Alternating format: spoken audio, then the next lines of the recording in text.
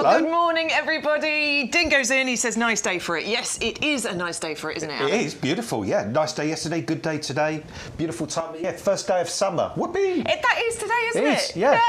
We Yay. can celebrate summer is finally here. I mean, it's been here for a little while, to be honest, with the weather we've been having. It's been a good year. In fact, Monty Don said last night there's been a massive boom in the amount of insects, apparently. Oh, really? Yeah, which is good. Good for insects. Not good if you don't like insects, but we do need more insects. But not in the living room.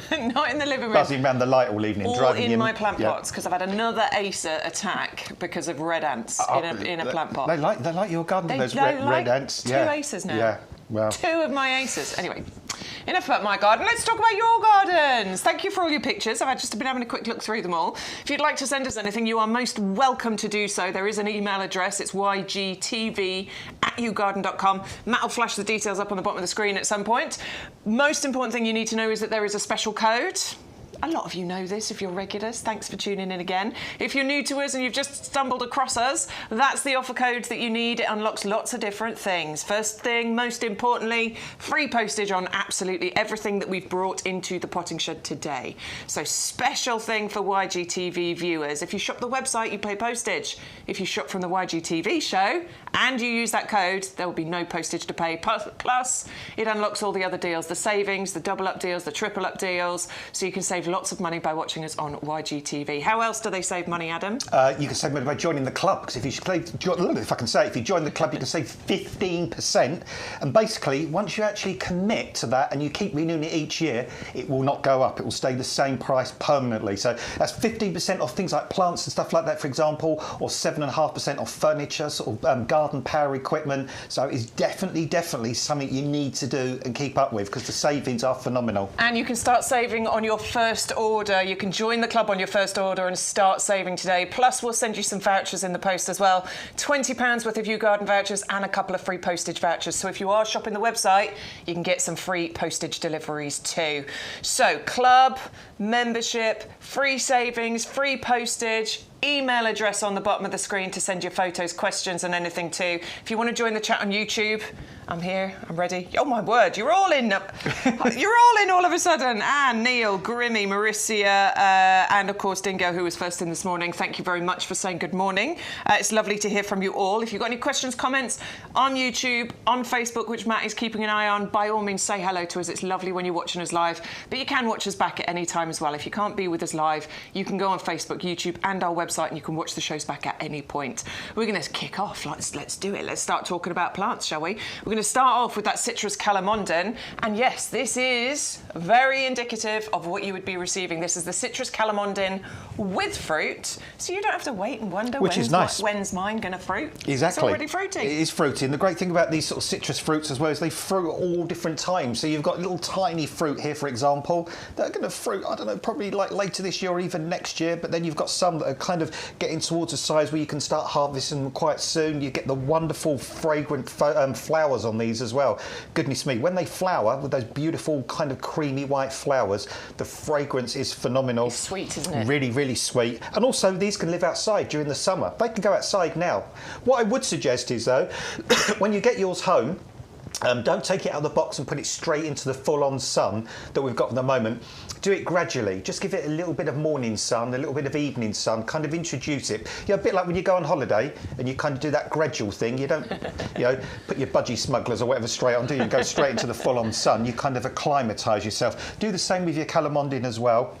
It'll be happy outside all through the summer, right up until the autumn. Bring it in before the first frosts. And sometimes when you bring them in the autumn, and they don't need mollycoddling, by the way, just in the winter time, even if it goes down to 5-6 degrees, that's absolutely fine. A nice bright position, reduce the watering. But quite often when you bring them in the autumn, it kind of encourages them to throw out another flush of flowers. So you get that gorgeous fragrance. And of course, that's going to start the cycle of producing more fruit. And it'll be at that stage eventually where you'll have flowers, you'll have fruit that's almost edible or ripe, and then you'll have fruit that's ripening. So you get all kind of different stages at one time. That's it, and you just need to make sure if and when you do repot, you are using ericaceous compost. These are acid-loving plants. We've also got something called citrus feed on the website as well, if you'd like to get some of that. It's a specific feed for ericaceous, for acid-loving plants, and that's going to help to look after your plant as well. It comes to you in the 22 centimetre pot. I will say, that that is a weighty item right there. They use, I mean, they're heavy, aren't they? They do, yeah. These come from Sicily, don't they, originally? And they use very heavy compost. But yeah, I mean,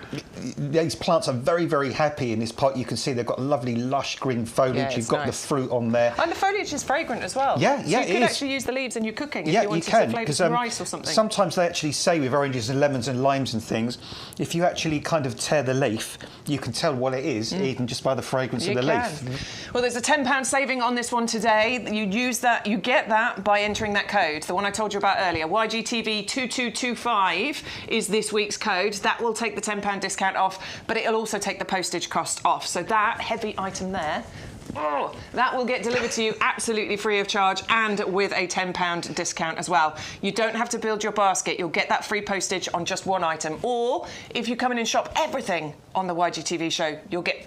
That would be a great order. I'd love to come home to all of those boxes. That would be so exciting. Is there an everything button you can just click? Yeah, just click it. Yeah, just click on everything. And like, yeah, and everything in the show will all arrive.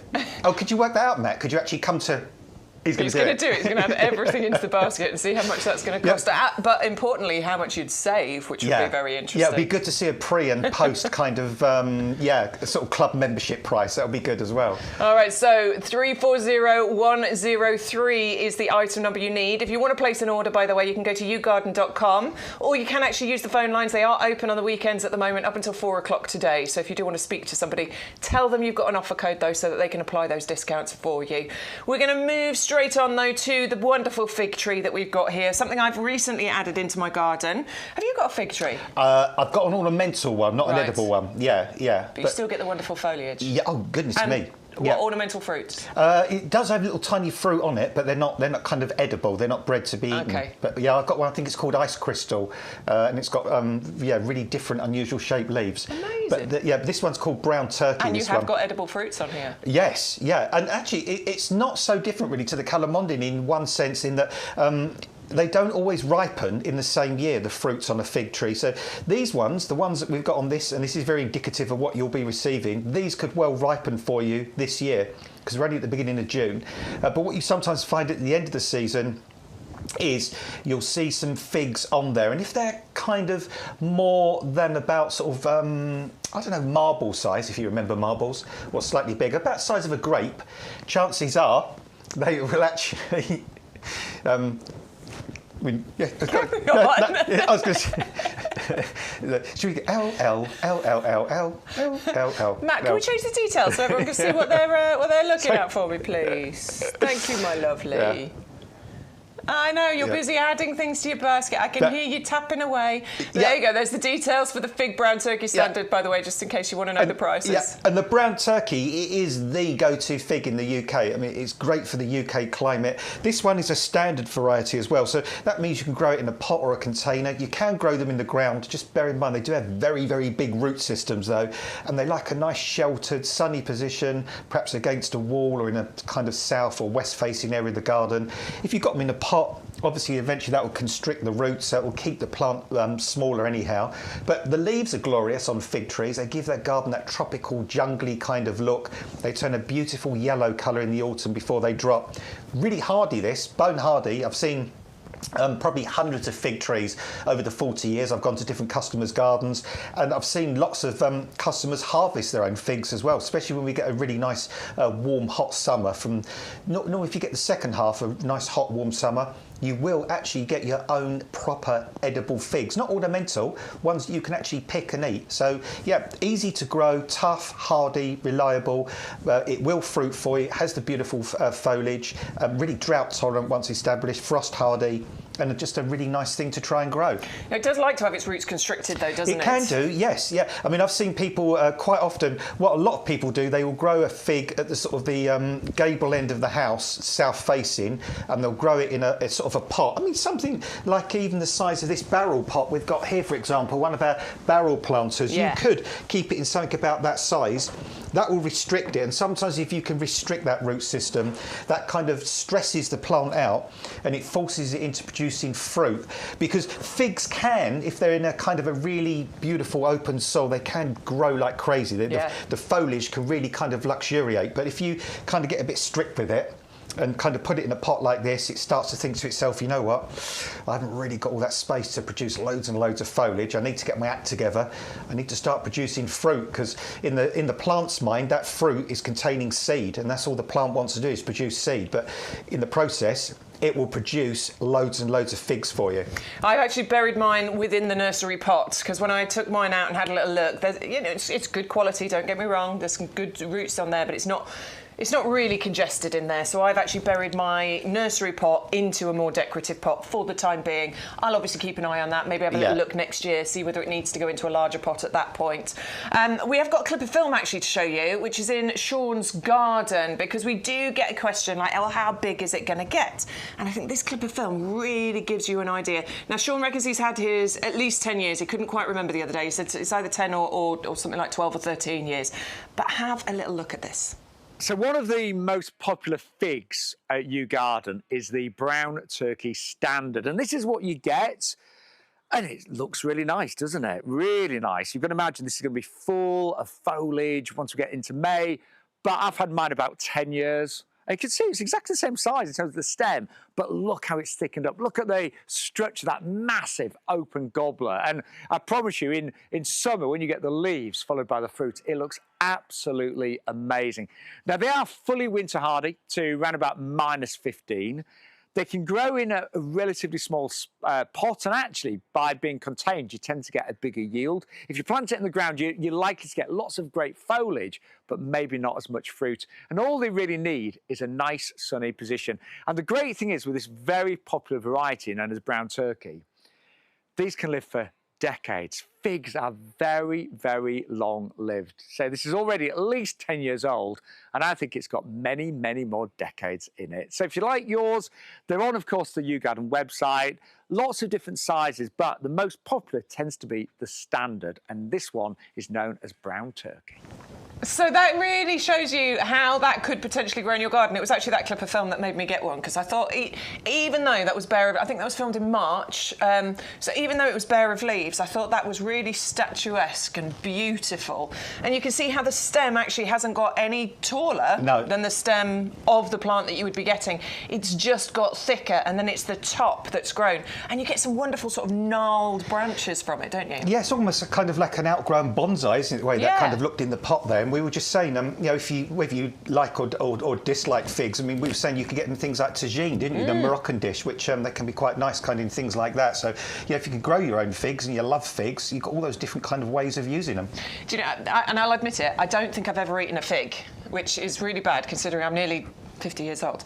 I may have done, but not known it. I may have eaten it in a tagine, but I don't think I've specifically tried a fig. Now, I'm growing that, not necessarily as a grow your own, but just because I think it's a really beautiful plant. I love the shape of the fig leaves. I love how it looks when it's bare of its leaves as well. Yeah. So I don't think it's necessarily for somebody who, you know, loves figs and wants to grow figs. I think it's a gorgeous decorative ornamental tree. And that's why I've got one in the corner of my garden. I mean, it's not one with edible figs on, but it's got those amazing leaves, and they just give that kind of tropical, jungly kind of look to your garden. And as I say, the leaves turn a bright, bright yellow in the autumn before they drop as well. So really, really lovely in the autumn time. All right, well, on the back of that, details are still on the screen, by the way, if you want to get yours, 340057, a £10 saving on that by entering that wonderful offer code that we've got for you. Remember, you get your club discount as well, 15% off, and you can join the club today and save that 15%.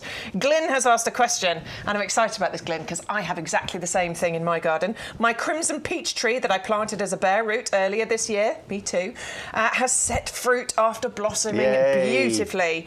As it's the first year, should I remove the fruitlets? Now, I'm doing the same thing at the minute, Glyn. And what we always say about bare root fruit trees, and when they're in their early stages, we say not to let them produce too much fruit in the first year, don't we? We do. But yeah, well, the weird thing is, funny enough, John and I, we've got also a peach in our front garden, which was a bare root from here. This year?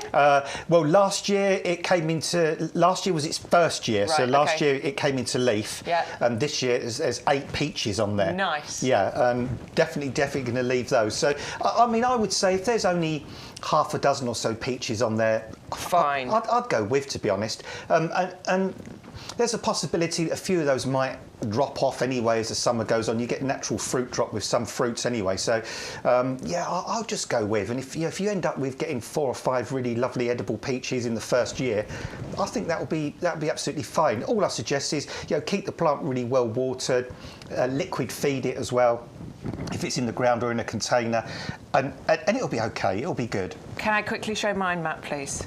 I'm mirroring. Hang on. I've got the menu. I've pressed play, Matt.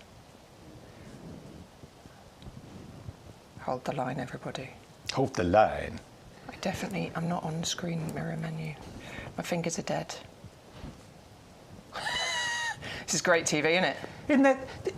Right, hold the line, hold the line, hold the line. Isn't there that vegetable called dead man's fingers or something? Is it okra or something like that? Okra. Yeah, something like that. They call it like some really horrible.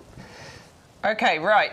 I just want to see if this is what you're looking at as well.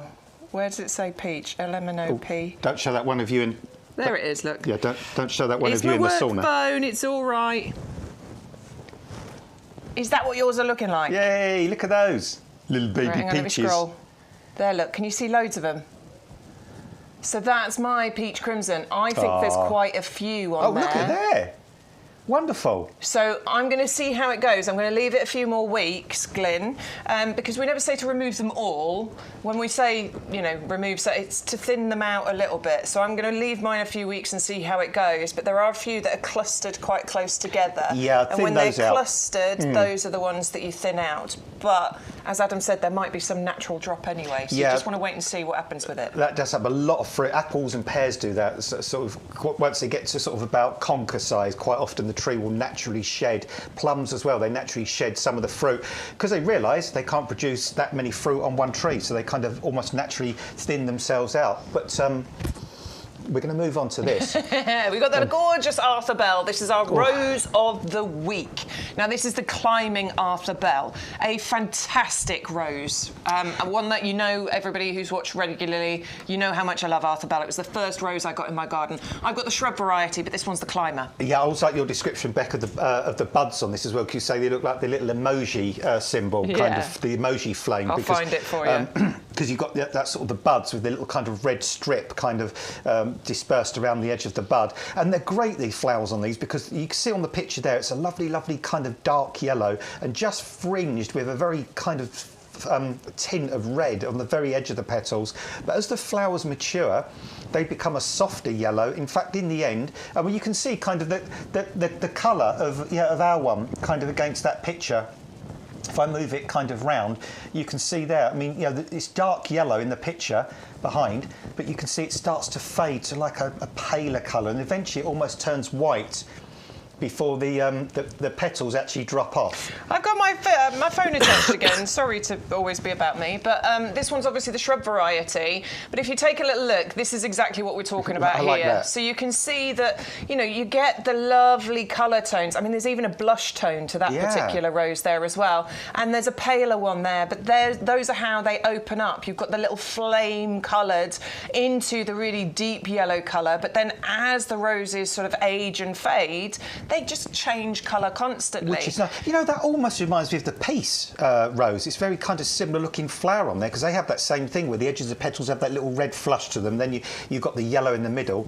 And what I noticed, Bex, on your plant there, the health of the foliage, really lustrous, shiny, it's beautiful, kind of healthy foliage, which is lovely. Admittedly, mine is the shrub rose. Please bear that in mind. Mine's the shrub variety. This one is the climbing one. So, but you're still going to get the same gorgeous colour tones that from the roses that I've got on my shrub rose. And I honestly always talk about this one as being one of my favourites. I adore it. And it's not one of those really, really crazy fast-growing climbing roses either. It'll get to about 2.5, 3 metres eventually, so really nice and easy to keep on a fence panel, grow on the front of the house, grow over a rose arbour or an arch or somewhere. It's not one of those climbers that sends out, great big sort of 8, 9, 10-foot shoots that you can't kind of keep on top of. So, enjoy this. Just one thing to point out, when you get your roses home, the little knuckly bit, as we call it, where the actual shoots come out. Make sure this little knuckly bit, or the union, its technical name, make sure this is always about 1/2 inch to 1 inch below soil level. Never plant that standing proud above the soil level. That way you won't get that wind rock in the winter where the rose comes loose in the ground, and also it will deter those suckers from growing from this union as well. Amazing. So we've got a £14 saving on that. It's the Rose of the Week. We're going to be bringing a Rose of the Week every single week because a lot of you know we work with Harkness Roses, who are fantastic rose breeders. Been in business since 1879, breeding amazing disease-resistant roses. And we've got hundreds of them to show you. So we're going to bring a different one in every week at a killer price. This one is £13.59 if you're in the club. Now, please bear that in mind to what you would normally be paying. Our regular price is £29.99, which is reasonable. You'd be paying £25, £30 for a climbing rose of that kind of quality anywhere else, any garden centre, any other online garden shop. But it's a special deal for you at £13.59. Amanda is on Facebook. She's saying she's bought 2 of those. Anyone else going for that one? It's on the favourites table for a reason. It must mean a few people have been buying it this week. 530362 is the item number if you'd like to go for our Rose of the Week, the Climbing Arthur Bell. Next up, we've got the Nephofia. This is the flamenco. I am in love with Nephofia at the moment. Not something I've got in my garden yet, but something I intend to add into my garden. We drive in the same way, I think. And there's a house on the left as you're driving in, and there's 2 just outside by the roadside. Oh, yeah, I know you what you mean. them. Yes, yes. And they are the bigger variety. This one's an amazing one because it's a slightly shorter variety, but they look fantastic. They do, and that's kind of indicative of where they're going to do well, because what they love a nice open sunny position, and they like a nice well-drained soil. And they do very well in poor soils as well. The stony, gravelly, chalky, all those kind of soils where other things might struggle and go a bit like these are quite happy in those kind of positions, and these are having a bit of a resurgence really, because I remember when I was a kid back in the 70s, these were really popular, and then they kind of fell out of fashion, and now they're right back at the top of the list of what people want to grow. They're good drought-tolerant plants, which is important. So yeah, when we're getting these freaky kind of dry spells or this really sort of hot weather, I think this is a mix. I'm not sure this one is because that's a mix there, Bex, isn't it? This picture. Yes, yeah. I think it is. Yes. Yeah. It's showing you if that's the flamenco that you're looking at there.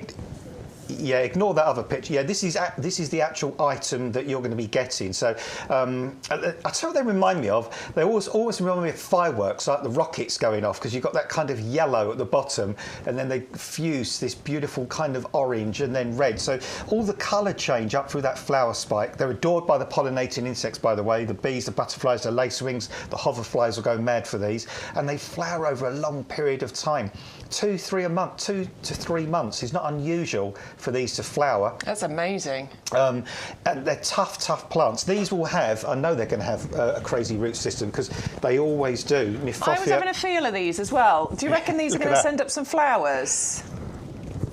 Look. So really, they could. Do you know what, Bex? I think these are substantial enough. Look at that. Look at the root system on there. I think they could, couldn't they? We can't guarantee it, but I reckon they could have some flowers in there. I would not be surprised, because it's the same story with us. These are basically 2-litre plants, in my opinion, in 9-centimetre pots. And there is a garden centre near me. You know it. You know the drill by now. The one beginning with F. They'd easily charge you $7.99, $8.99 for a plant that size in a 2-litre pot. We're giving you those size plants in a 9-centimetre pot. So plant these outside somewhere, bright, open, sunny position, well-drained soils. As I say, they do very well in poor soils, sandy soils. That's what they do well around here, because you've got those very sandy soils. The only position they won't like, they hate shade and they hate heavy, wet soils, but they're tough, they're robust, they'll come back year after year, they'll gradually form bigger clumps for you. And all you need to do at the end of each winter is just slightly tidy up the straggly ends of some of the leaves, but then just leave them to do what they want to do. So basically, they are plant them, love them, leave them plants, these, at the end of the day. It's a £15 discount as well. It's a half-price deal on this one. Nephofia, the flamenco, the red hot poker, 3 of them that you would be getting. Free postage when you enter the code as well. So make sure you do that to get your discount, to get your free postage there. I definitely want to plant those at some point. So many things in my garden, but I do really like those ones. Driving past the one on the way here, I look at it every single time I drive past, so it's a beautiful one. Let's move on to the gazanias next for you, shall we? We're going to the Gazania sun carpet. Now, this is is bright, cheery, yellow, gorgeous flowers. Same ones that we've been bringing into the potting shed all week. And look! Isn't that lovely? That is absolutely perfect, isn't it? Do you know what? That flower is just a perfect flower. That sums it up, Bex. That is perfection in a flower. You've got that lovely kind of concentric like band of colour in the middle there, that darker colour, and then they flare out to those yellow. These are happy, aren't they? Happy, happy, happy, smiley flowers. I mean, even on a dull day, you know, these kind of flowers, they kind of emit their own light source, actually. Though having said that, the flowers do sometimes kind of close up when the sun goes in, and then they pop out when the sun comes out. So plant these in a really, really good sunny position. Great bedding plants, great for beds and borders, pots, troughs, hanging baskets, anywhere really that's sunny and bright. And although strictly speaking, we don't talk about these being perennial in the UK, I have seen in recent years, especially with the milder winters, I've seen Gazanias actually getting through British winters and flowering the following year. I had it for a few years. I haven't planted Gazanias for a few years now, but I did plant some, and for like 2, maybe 3 years, they actually got through. Yeah. Obviously, they were mild winters. So you can winter protect them and get them through to next year if you want to. If you got them in pots, like you can see there, if you just put the pots just out the worst of the weather, even if you put them in a porch, for example, or an unheated greenhouse or somewhere like that, quite often it's more a case of the wet in the winter that will finish them off rather than the cold. But, you know, forget about winter. Let's talk about the summer. I mean, these are ready to go. They're already flowering for you now. Yeah. And they're going to flower through June, July, August, September, October, right into November. I also like that the foliage stays quite sort of neat. You get a little rosette of foliage at the base, and it does stay neat and tidy. It does, almost like dandelion leaves. Yeah. They kind of hug the ground, and then you get these lovely 6-inch, 7-inch, lovely rigid flower stems come up, and then the flowers pop out on top. All I would suggest with these, deadhead them. That's the thing. If you can keep deadheading them, that will keep encouraging the flower. But these are just so easy to grow in any position, providing they're open, bright, sunny and well drained. Nice chunky plug plants we've got for you as well. I mean, these are garden ready, basically. I know we're calling them plug plants, but those are the size of a garden ready plant. We've got no worries of frost anymore, have we? So you can get these planted out. Just take a little look again, please, at the perfection of that flower. It is absolutely gorgeous. 401545 is the item number. We have got a £5 saving on there. That's £8.49 if you're in the club. And of course, no postage when you use that code. It's YGTV 2225 this week. 2225. Isn't it finally good, Bex, to be able to finally say, just get it out. Just plant them straight outside, because I got so bored of saying like, just give it another week, give it another couple of weeks, you know, in case of frost. Now it's like, just get them outside, just plant them, don't worry. You know. I had a lovely day in my garden the other day, because there's been so many things, and obviously because I'm here a lot, and I'm not complaining about that. I love being here.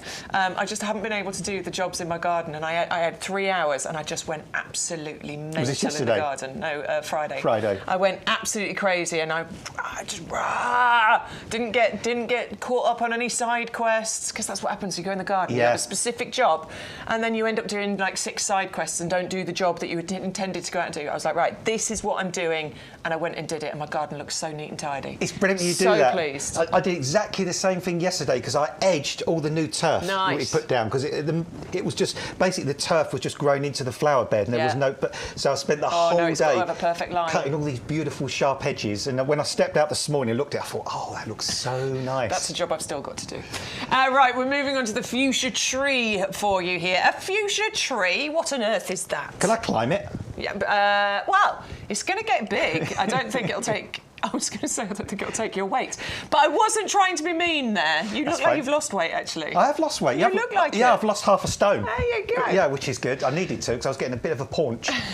Yes, which I didn't like. I always said when I get older, I don't mind going bald, but I don't want to have a big kind of belly. Yeah. So, yeah, one I can control, the other I can't. But there we go, enough of that. Right, but no, I don't think you're going to be able to climb it, no. But it will get nice and tall. 2 to 2.5 metres this could get to, couldn't it? They will. And these will actually, again, a bit like the Gazanias, if we get a mild winter, and you're in a milder part of the world, these will actually get through the winter, and they'll grow sort of year after year. Really substantial plants there for you. Beautiful root system, as Bexy's shown you there as well. But look at these sprays of flowers. They are very, very different. They're not kind of what you would normally think of as a fuchsia flower ordinarily, but these are different. These are unusual. These are going to flower for a long, long period of time. A bright, open, sunny position. Grow them in pots, grow them in beds, grow them in containers. You could even grow these up to the edge of the house, couldn't you, if you've got a nice sunny position, because they're going to give you that height, say 2.5 metres. I can just see the bees, the pollinating insects going berserk for these as well. And that a lovely colour. It's unusual because the buds are that kind of pinky purpley colour, and then the flowers open out to that lovely kind of sort of softer colour in the centre there. These are different, these are unusual. I pretty much guarantee if you grow these in your garden, most people who see these are not going to immediately recognise what they are. Absolutely. Because they are different, they're unusual. And that's what we like to do. We like to bring you something a bit out of the ordinary, but not something that's difficult to grow. These are easy, but absolutely unusual and different. They are award-winning as well with the RHS Award of Garden Merit, and I also read that they can produce edible fruit later on in the year as well, which I'm fascinated about. I know Sean's given them a go. He's trying them this year. He's giving them a grow, so I'm really excited to see what those turn into. I hope you're going to give them a go as well. It's 400891, the item number. YouGarden.com is where you go to place your orders. You can use the phone lines as well. We have taken a couple of quid off there too, so use your code to get that discount, and it's £11.04 if you are a club member. Remember, you are getting 15% discount off the plants, off the pots, off the compost, just by joining the club. £10 to join, and that's your yearly membership fee. Ah, yes. Let me just do this. We have the beautiful Acer Taylor for you. You have to look at it from that angle. Look at the colours in that beautiful Acer. I can see two gorgeous living beings wearing pink today. You're a sweetheart. That is fantastic. Isn't it? And the plant is also gorgeous. Yeah, really lovely. That's unusual, Taylor. This has been so popular. It doesn't surprise me because I've had my eye on this one. I've got it. Good. I've got it. It's one of my newest ones I've added. See, this was about Hopefully probably 4, 5, 6 weeks ago, because where we are in the potting shed here, our little potting shed is within a much bigger greenhouse, and we keep our samples just outside. Acer Taylor was in the greenhouse about 6, 7 weeks ago, just sort of bare branches, bare sticks, and then we started to see it come into leaf, and I could not believe how incredibly pink the new leaves were when they came out. I mean, just like the picture. This is what it looks like when it first comes out, so it's mostly pink when it first comes out. Absolutely, and even go back a few weeks before that as it breaks bud, it's an even more intense, deep pink, and then it kind of changes colour a little bit. It gets to the point now where you have this gorgeous marbling of colours on this, with the pinks, the creams, the greens. You've got those really gorgeous serrated, dissective leaves.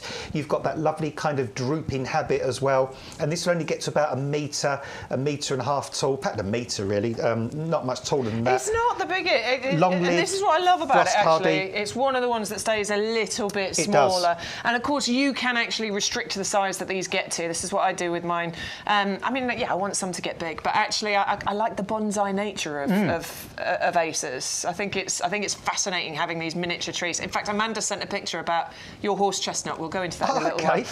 510524 is the item number for Acer Palmatum Taylor, the one with the lovely dissected leaves on there. The lovely different colours that you get on there as well.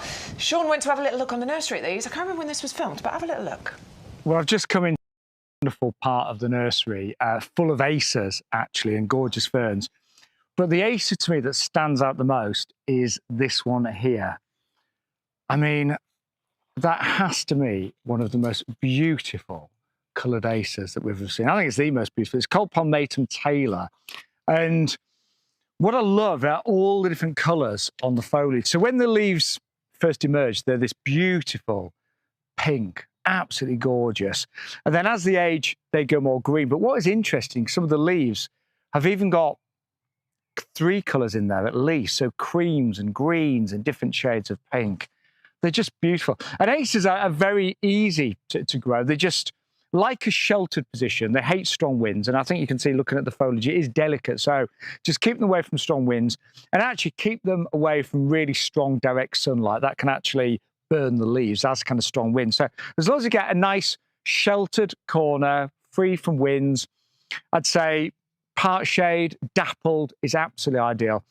And they really create a wonderful tranquility and calmness in a garden. Quite often Acer's used with water features and Buddhas and things like that. And they do look very nice when grouped together in pots. And I wish I'd planted this. I've got several Acers in my garden. I do need this one, definitely, because it is one of the most beautiful. Now, this is one that we've got on the show today. Really good sized pots. This one is the 3-litre pot. We did have this one last week, which is a 13 centimetres. So I just wanted to show you really the difference in terms of size. I mean, we've got different sizes for all budgets here at YouGarden, but do bear in mind, Acers are quite slow growing.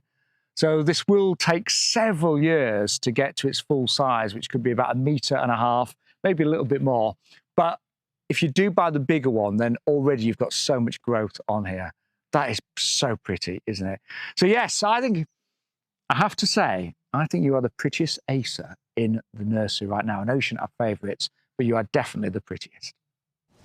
One of my favourite places on the nursery is that Acer tunnel. We have a special tunnel though. It's got, I can't remember what it's called, but it just diffuses the light slightly, doesn't it? Which is the perfect place, obviously, for Acers to be in.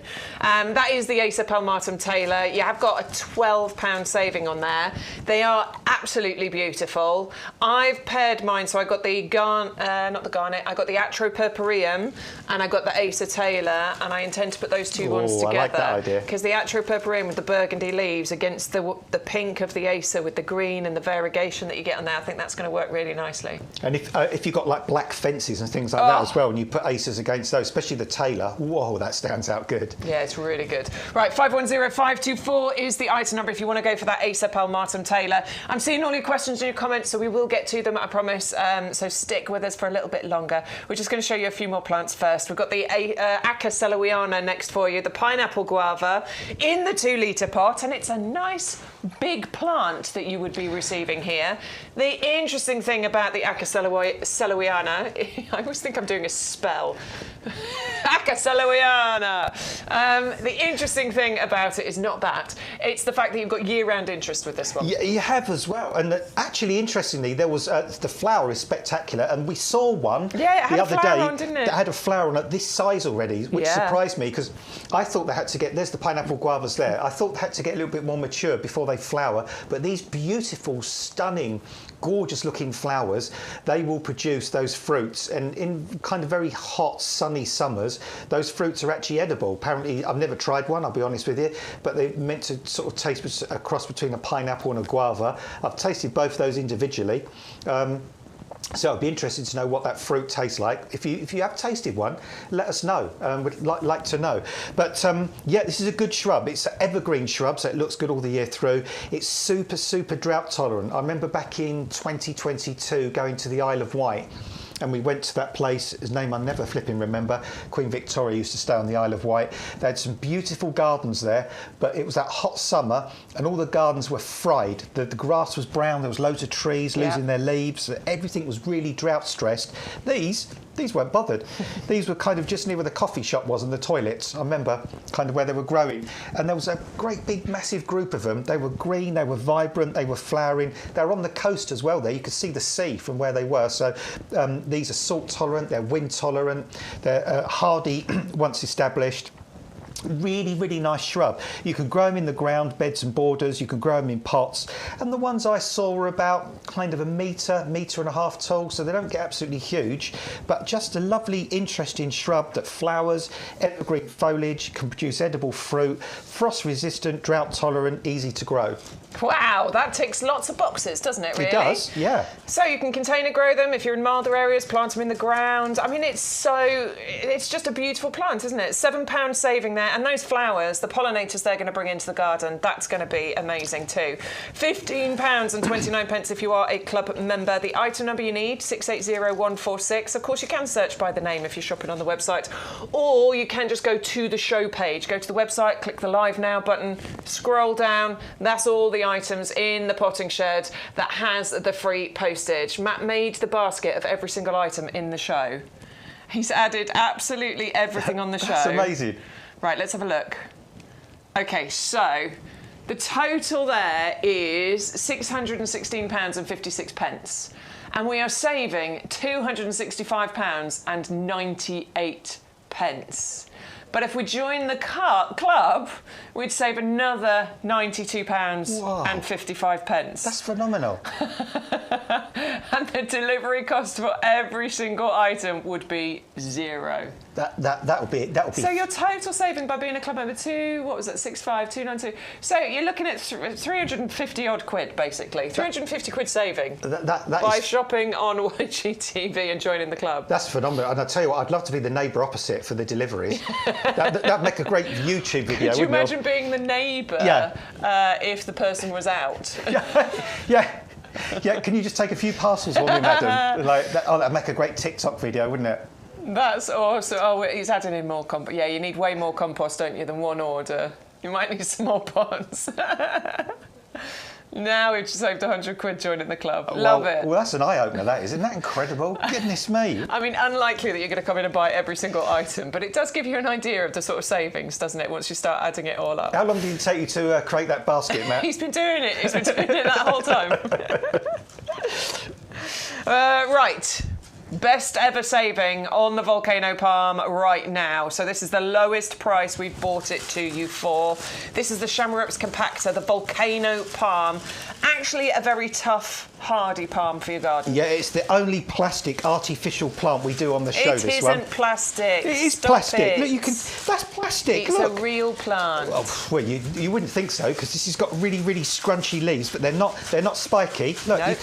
you can be really mean to this. It's got really, really tough leaves. It's a bit dusty. This actually was discovered some years ago growing on the slopes of Mount Etna down in Sicily. Hence the name, Volcano Yeah, palm. Volcano palm. I got one of these, and I've had one of these for years in my garden. Tough as old boots, this. It'll go down to -10. It'll take any amount of sun. Once established, it will grow in the most daft, ridiculously dry soil. And I tell you what, they're not bothered about what sort of soil either. You imagine what the slope of Mount Etna must be like, how stony and gravelly and kind of free of soil and nutrient and stuff that is. This will thrive. This is a sort of a nice statement plant. It only eventually will get to about 1 metre tall if you're lucky, but slow growing. It does flower as well. Mine has these funny little kind of, these great big sort of fat buds that come out down the base, and you get these sprays of quite unusual but sort of fragrance flowers. So if you want to grow a palm that's tough, that's hardy, that's compact, that's different, that's unusual, go for this. I love it. I adore palms. They're some of my most favourite plants on the planet. You like a tropical looking garden, don't you? Yeah, I've got about 15, 20 different, no, more than that, probably about 30 different palms in my garden, all in all.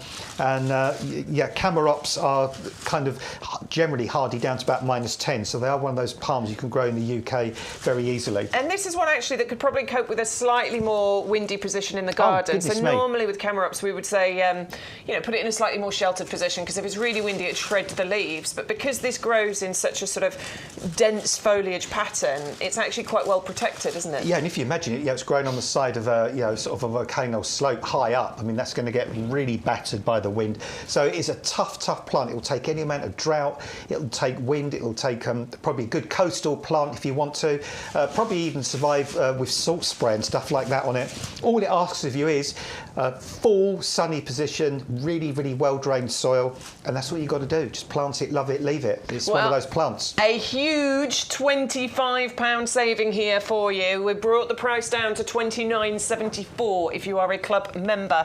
There's a really decent club member saving just on that one item. Obviously, the higher the price, the bigger the saving once you join the club. So if you are going for the Chamarup's compactor and you are not in the club yet, that's going to save you, basically half of your club membership price. Just from that one item. That's pretty good going, isn't it? And bear in mind, you're going to get £20 worth of YouGarden vouchers and a couple of postage vouchers sent to you in the post as well. So you can really see where those club membership discounts help you out. Do earn back your money very, very quickly. 680240 if you want to create a bit of a tropical paradise in your garden very, very easily, and with a hardy plant as well. I can smell that rose from here. Can you smell it from here? Yeah, that is lovely, that Arthur Bell. OK, so make sure you're using that code, please, YGTV2225. That's how you're going to get your £25 discount.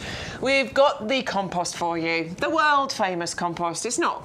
I always want to say it's world famous, because it's the most amazing amazing compost. People are doing their own comparisons for us on our compost and comparing it with others and showing the results. And I think that is brilliant that we're seeing that our compost is everything that we say it is. Amazing results, and that's why you need the best compost. Yeah, it's the most 5-star, loved, kind of reviewed, rated product, and it's brilliant and it's simple. Basically, it's a peat-reduced compost. We were reducing the peat in compost long before everybody else was doing it, and even some of the peat we were using was from renewable peat sources using sphagnum moss. But we've taken the peat out, we put in that composted wood fibre, giving you that nice open, airy texture, letting the air, the oxygen get down to the roots, letting the roots penetrate down into the compost as well, and just making it so easy for your plants to grow, allowing the water to percolate through. And once that root system makes its way down into this beautiful, beautiful compost, it's got up to 6 months of fertiliser to feed it, which is good. And you don't even need to worry about this compost drying out, because if it does, you can wet it very easily because it has a wetting agent. You know those inferior composts, when they dry out, you try and water them, the water runs straight off like water off a duck's back. This is like kitchen towel. It wants to absorb the moisture. It's pH balanced as well, so it's not really acid, it's not very really alkaline, suits vast majority of plants. Lightweight, brilliant, just gives the most fantastic results, and it just comes in these plain bags because we don't need to put it in anything else. And the bag will arrive to you in a cardboard box on your doorstep. The box is 80% recycled. It can be completely recycled again.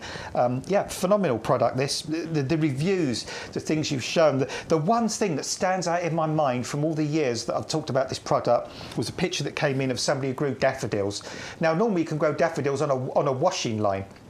And Paul did this comparison because you put daffodils in, they grow anywhere, don't they? I thought, there's no way you're going to make daffodils get bigger by putting them in this.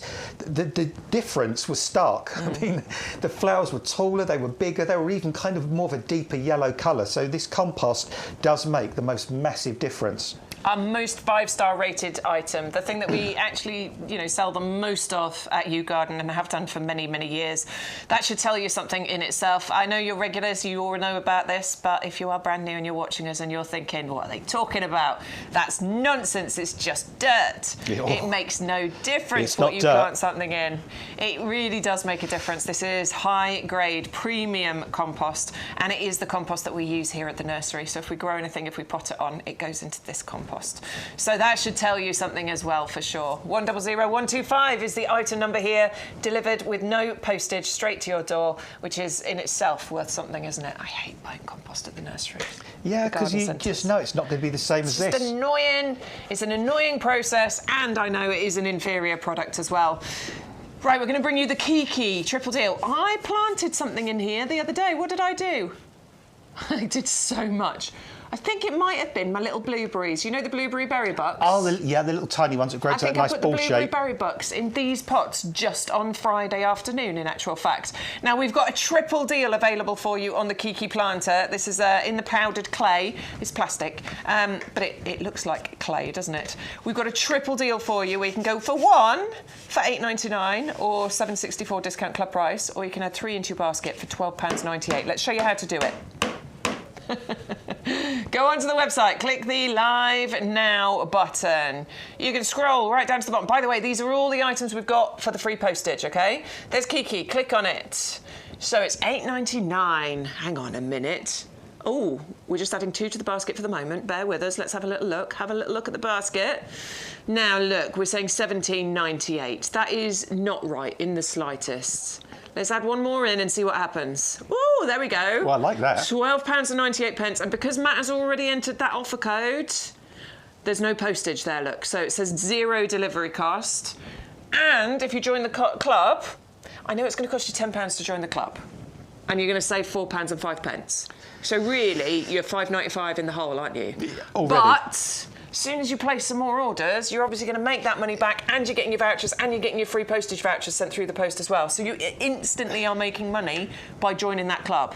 So you will get 3 of those, that lovely triple pack of the Kiki planter in the powdered clay. They're Adam tough, was aren't they? showing you something. Yes. They're not can't do it with a terracotta. Well, you could do it once with a terracotta pot. You couldn't do it twice. Now, they're not completely indestructible. I'm not saying go and stamp on them or anything, but of course they are made of really durable, hard-wearing plastic. No, and I like the fact they've got that kind of weathered look, because when you've got the sort of actual real clay pots, they do have that kind of slightly distressed look on there. So these, these look like the real deal, but they're UV stable. Obviously, they're frost resistant. They're not going to go all kind of brittle and stuff over the years, and they're nice flexible pots as well. And that's quite relaxing actually. It's like one of those sort of stress balls. Yeah, it's like a stress pot. You can just use it as a stress pot. But yeah, these are really, really nice. And they're just that right size that they're not going to be super expensive to sort of keep refilling. So in the spring, you could put sort of, or late spring, you could put your summer bedding in here. Then the autumn, you could go for some little crocuses, some little miniature tulips, Absolutely. Wallflowers, forget-me-nots. You could constantly, it could be the pots that you use to change over seasonally, because it's not going to cost you a fortune to do that. To get the triple up deal, you put 3 in your basket. So you must put the 3 in your basket. This is, it's still accessed by the code YGTV2225, but you must put the 3 in your basket and then enter the code, and that's where you'll see that deal pop up for you. 130595 is the item number, where we have the triple up deal on the Kiki planters for you. $12.96 is the price. $12.96, yes, is the price you'll pay for those 3, and no postage to pay on that one at all. You don't remember Kiki and Zaza, do you? Nah. No. Oh, well. Sorry, Adam. Okay. Let's remind you of some of the items you've already seen. We've got the citrus calamondin. This is the one that's going to come with fruit. So you don't have to wait and wonder when yours is going to produce fruit. It's already producing fruit.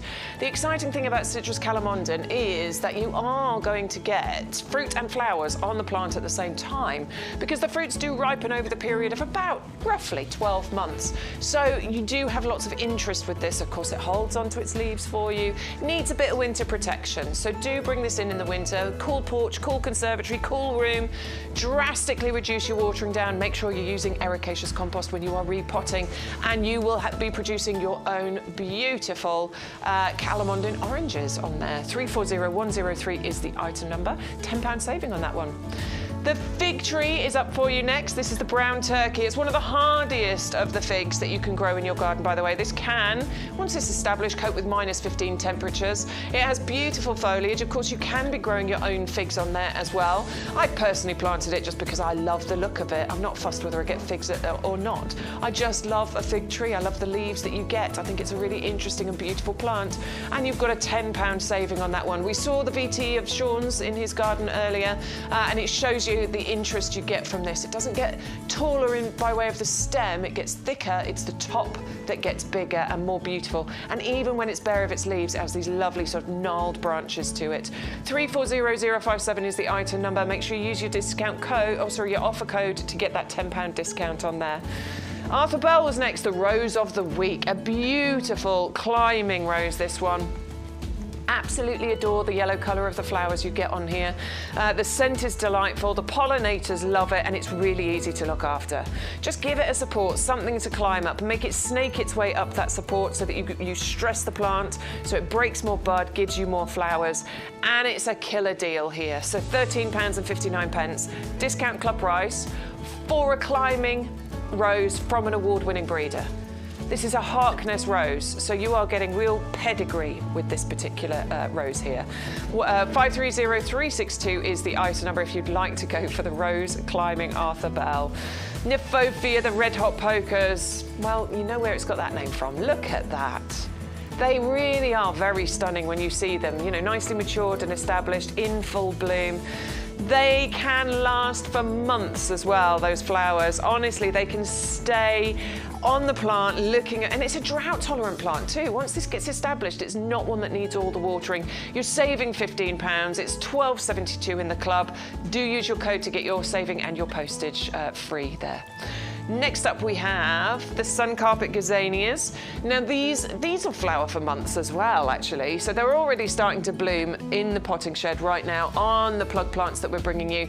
They're perfect flowers. You get multiples of them per plant. They'll spread by about I mean, about 25, 30 centimetres. You'll get multiple flowers constantly. A little bit of deadheading, I'll just keep those coming right the way through to the first frosts. And they are sort of can I say half hardy? We'd call them a tender perennial plant. So they can get through some mild winters. If you want to ensure it, then move the pots. If you plant them in the ground, they might get through a mild winter. So it's up to you what you want to do with those. Mine definitely got through a few mild winters. 401545 is the item number. You've got a £5 saving there, £8.49 for those 3 big plug plants. 400891 is the item number for the next one, and this is the Fuchsia arborescens, the tree fuchsia. Now, I'm intrigued by this particular plant. Not one I've grown before. I know Sean has got some. He's growing them this year. Now, these can get to 2.5 metres. They have beautiful flowers on here. Real interest to the flower buds and the clusters as they open up and then into that lovely sort of paler coloured flower there. Pollinators, I imagine, are going to absolutely adore this one. It is a protect from frost item. It's one that you're going to need potentially to, maybe give it a little bit of protection to ensure that it gets through. It has got the RHS Award of Garden Merit. It is evergreen as well, and it can produce edible fruits later on in the year too, which I think is fascinating. So I cannot wait to see Sean's results and yours as well. It's on the favourites table for a reason. It means a lot of you have been going for that one. 6 jumbo plugs winging their way to you if you place your order today for $11.04 discount club price. Acer Taylor is up next. I love this one. I just love that colour pink when it first comes open, but then you've got the seasonal interest as it changes the leaf colour. This happens with all acers in actual fact, I mean in different ways, but they do tend to give you a kind of festival of colour. This one goes from that pink to the variegated green and cream leaves. You've got the wonderful dissected leaves on there. This is what I call a proper acer, this one. A slightly more compact one than others. This one I'll get to, it could be anywhere between 1 metre and 2 metres, to be honest, but I think it'll be on the shorter side. Of course, you can keep it smaller depending on the size pot that you keep this one in. 510525. It's been really popular for us on YGTV, but also in a few other places where we bring you our shows as well. So I know we've sold out a couple of times. I'm hoping we're not going to sell out too soon again. £12 saving on that one. The pineapple guava is up next. The Acacelloiana, a £7 saving here. A real beautiful one if you're looking for evergreen interest in your garden, because it holds its foliage. It can get big if you allow it to. I mean, it could get up to 2 metres, although Adam reckons a little bit smaller maybe. That's certainly what he's seen in the past. 680146 is your item number. It'll produce beautiful flowers that create wildlife interest in your garden. They're going to be incredibly wildlife friendly, but then can also produce those wonderful tasting fruits as well. Can be container grown, can be grown in pots. A real box ticker, this one. It will, it's quite versatile. Will fit into a few different areas of the garden. 680146 is the item number on that one. Oh, and the Chamarops, the Volcano palm, coming to you in the 22 centimetre pot, a big saving of £25 there. The biggest saving we've actually done on this one. So it's all about creating that tropical paradise, a real hardy plant, nice dense foliage structure to this one, so can cope in a slightly more windy location. I reckon this will cope in a coastal location as well, but definitely one for evergreen colour and creating a nice tropical vibe in your garden. £29.74 is the club price. If you're not a club member already and you're wondering what on earth are these guys talking about, you can join the club today. Let's tell you a little bit more. If you love your garden as much as we love ours, then why not join the YouGarden Discount Club? The club has been running for many years, and it's where thousands of our customers enjoy a whole host of benefits to ensure that they get the most out of their gardens for less. Now is a great time to join the YouGarden Discount Club, as the benefits have just got even better. So what do you get when you join the club? Firstly, our members will get bigger discount rates all year round. So you'll now receive 15% off our range of plants and accessories, and that's on top of any other discounts you might have.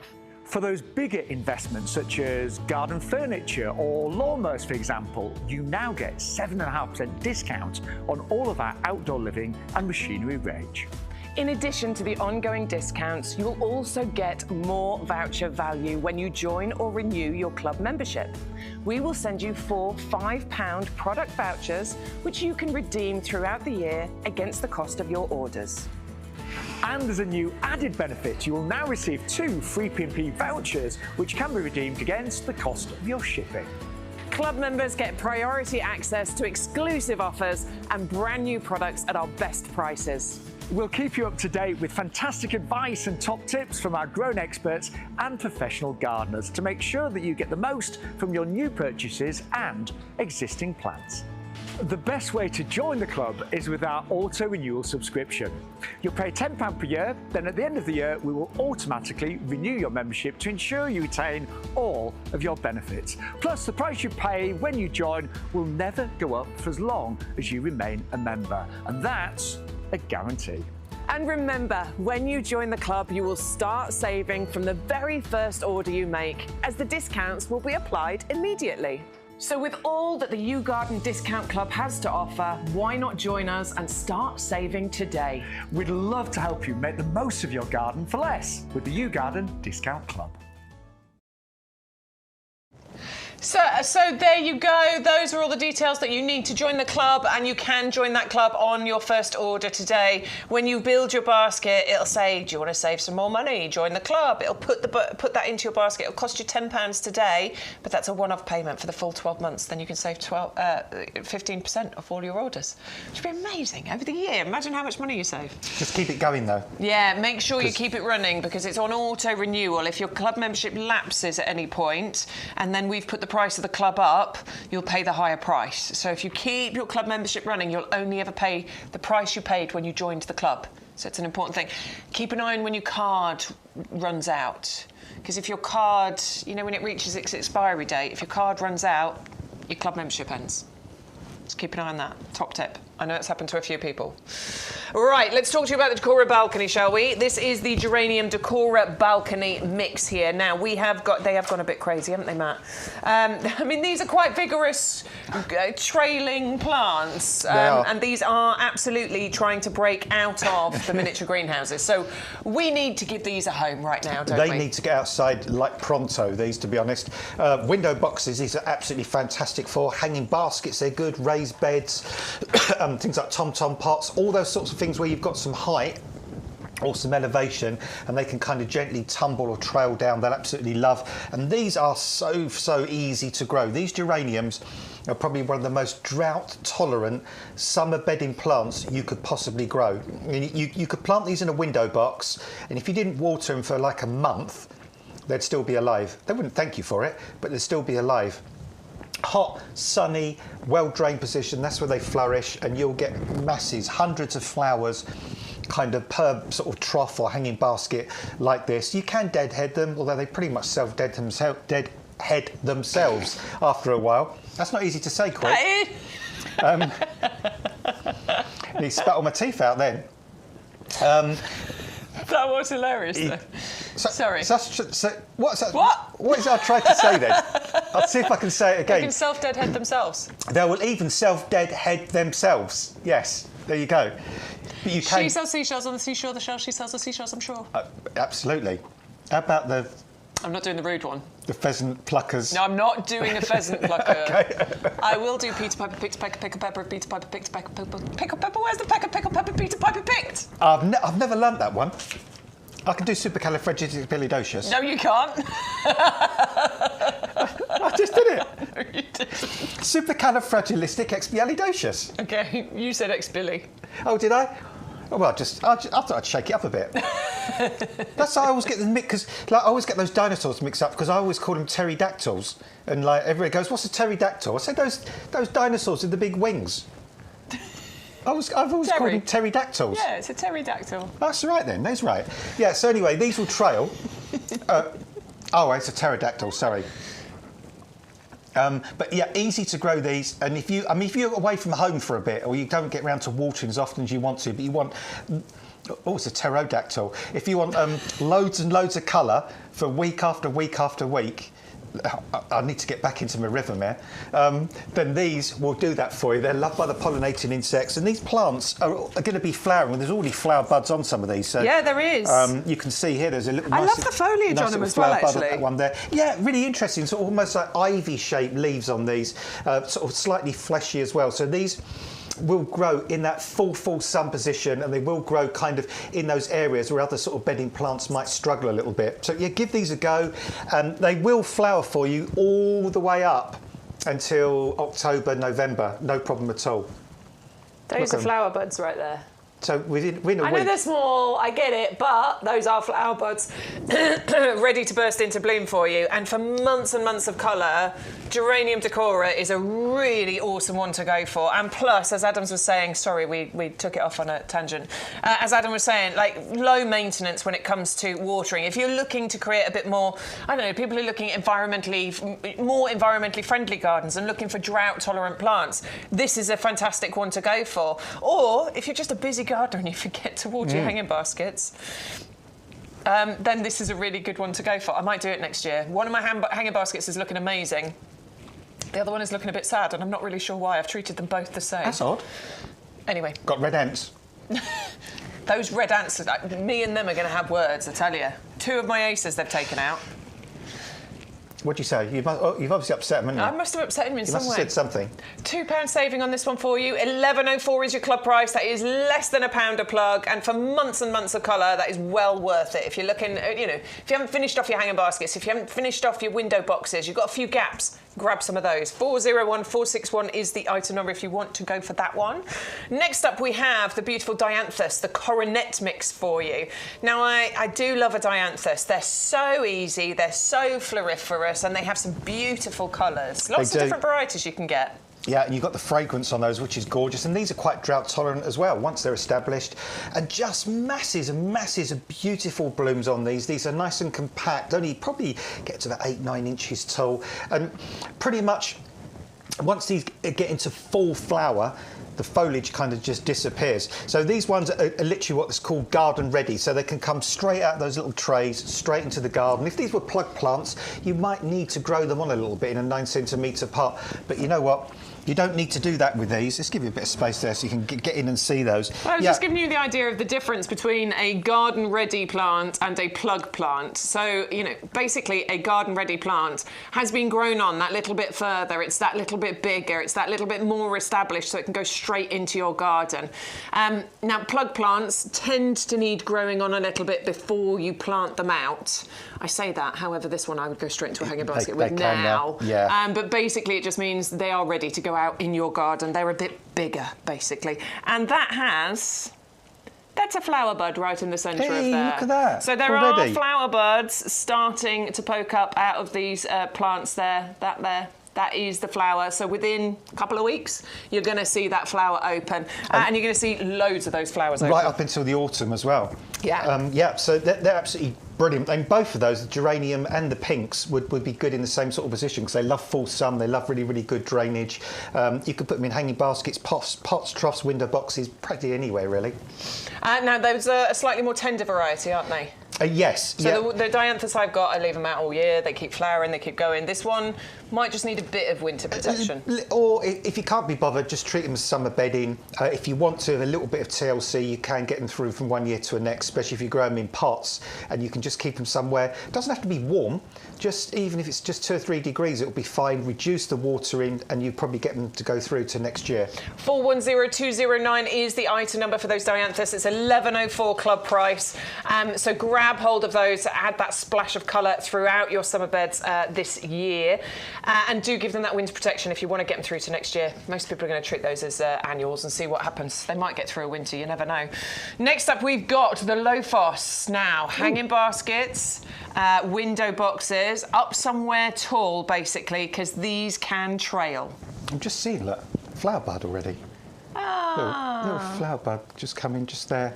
Hang on, let's spread it out in the open a bit because you've got the salvias in the way. There it is, I see it. There we go. Look, lovely little flower bud. Yeah, the salvias are really trying to jump into the shot here. Yeah, they kind of take over.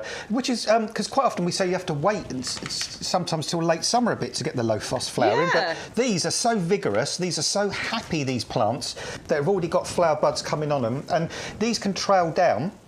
Or even say, like, you could try and grow them up, couldn't you, if you want to? You could do try. Either or with these. Stunning plants there, lovely heart-shaped leaves with those very sort of lovely serrated edges to them. Lots and lots of flower. Once they start flowering, they're going to flower for a good 3 or 4 months. Open, sunny, well-drained position. And pretty much the same as all the other plants, the geranium decora, for example. If you can give them somewhere they can trail, or you could even try and grow them upright in a tower pot, just give them a go. But these lovely tubular-like flowers, you've got the port kind of red colour, you've got the pink, you've got the white. Loved by the pollinating insects. You're going to bring in all the bees, the lacewings, the butterflies. They're going to adore these. They love to get up in those sort of tubes of those flowers and get to all that nectar and pollen inside. Interesting, easy, fun. And one of those kind of plants that once you plant them, you just leave them and let them do their thing. Yeah, nice little sort of tropical feel once you see those flowers come out as well. And I always say this about Lophos, but it's very much the combination of flower and foliage. The foliage is really interesting and the perfect combination between the two. You will get the 3 colours included there, so it's 4 plugs of each of those gorgeous colours, the pink, the red and the white. And we are saving £12 on that one as well. So $15.28 is your club price if you want a beautiful trailing plant for this year. Another one actually that if you protect, you could actually get them to come back next year. I just wanted to say hello to Eleanor, who's come in. This has made me laugh. She says, morning all, bit late because I'm a cat slave. OK. Cat's been very demanding this morning. Yeah, they can be sometimes, can't they? Yeah. Right, we've got the Salvia lips collection for you next. Now, you're going to get 3 included. You've got the amethyst cherry and you've got the hot lips. And now, I don't know, because I haven't been out into the nursery, we may have Chelsea chopped.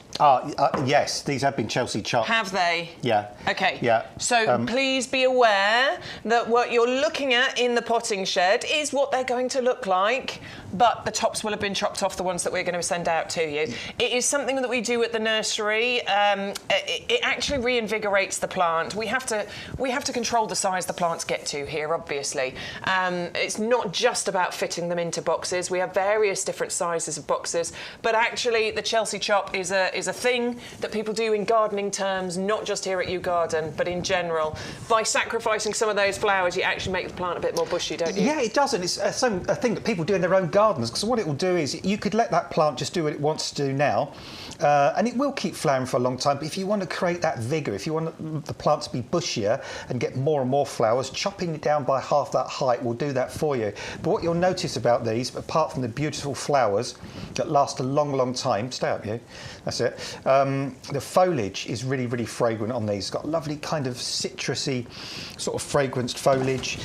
You'll get that brilliant root system as always on here, lovely solid root system on these, and these are fabulous plants for an open sunny position, but they will grow on the most ghastly, awful soils. I'm talking about sandy, stony, gravelly.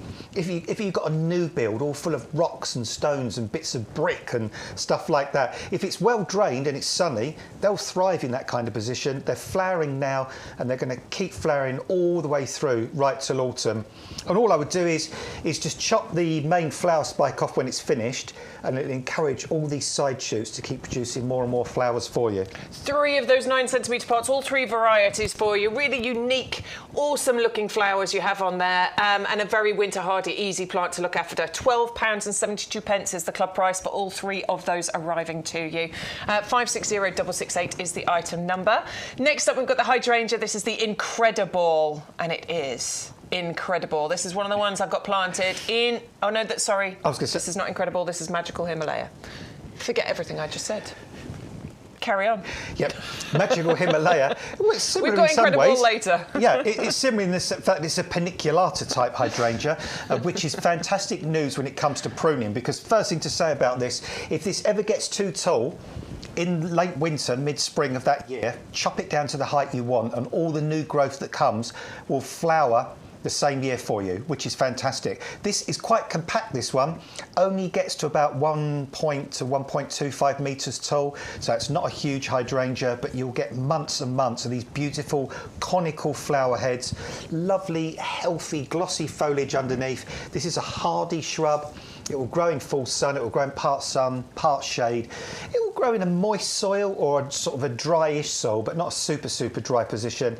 But if you want height, if you want structure, if you want really dramatic, conical shape, beautiful flowers from a hydrangea that are kind of white, creams, sometimes with a little bit of kind of limey colouring in the middle of those bracts, try this. And the plant we've got for you here, I mean, this is flipping gorgeous, this one. It's a really, really good quality plant. I'm just going to see if I can whip it out the pot, actually, without making too much mess.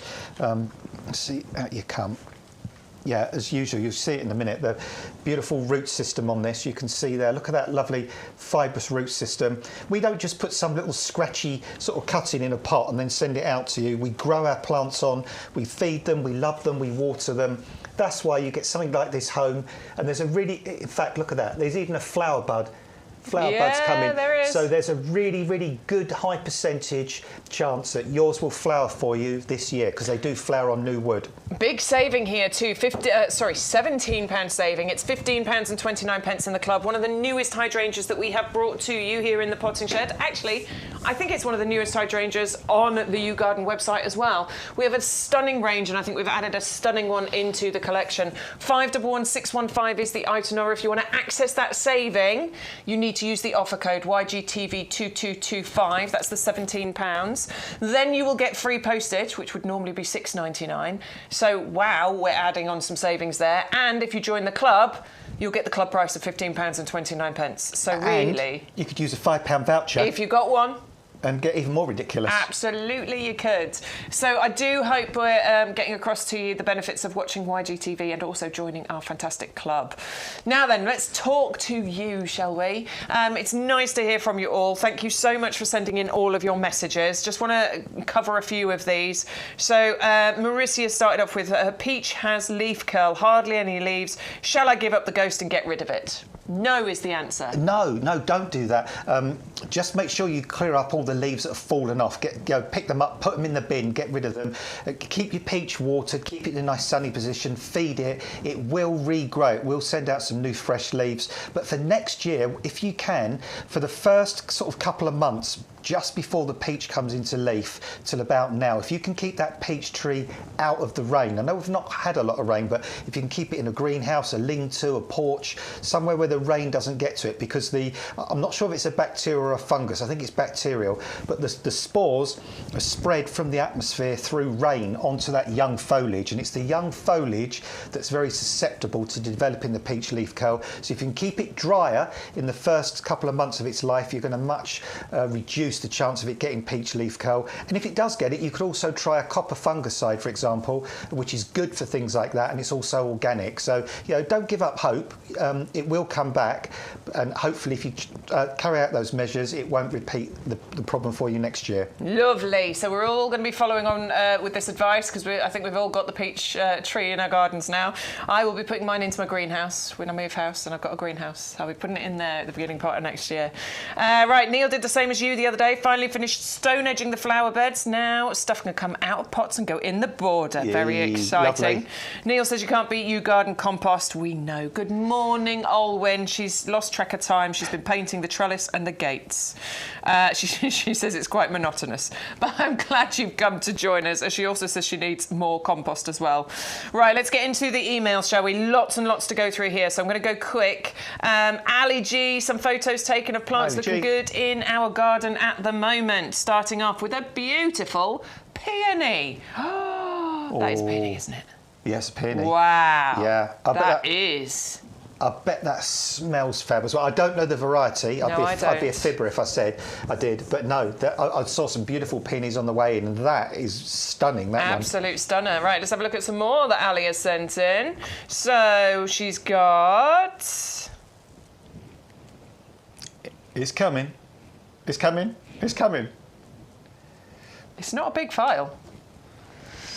I'm going to come off it. I'm going to go back in it. He doesn't like that picture. Going to go to the next one. Ooh. Hey, there we go. Ooh. Hang on. That is... It is. Is that storm cloud? No, they're, what do you call them? Lavateras. I think that's of course they are. I think that's your... Yes, you can see by the leaf shape. I think that's your baby Barnsley. Is that Barnsley? Or similar.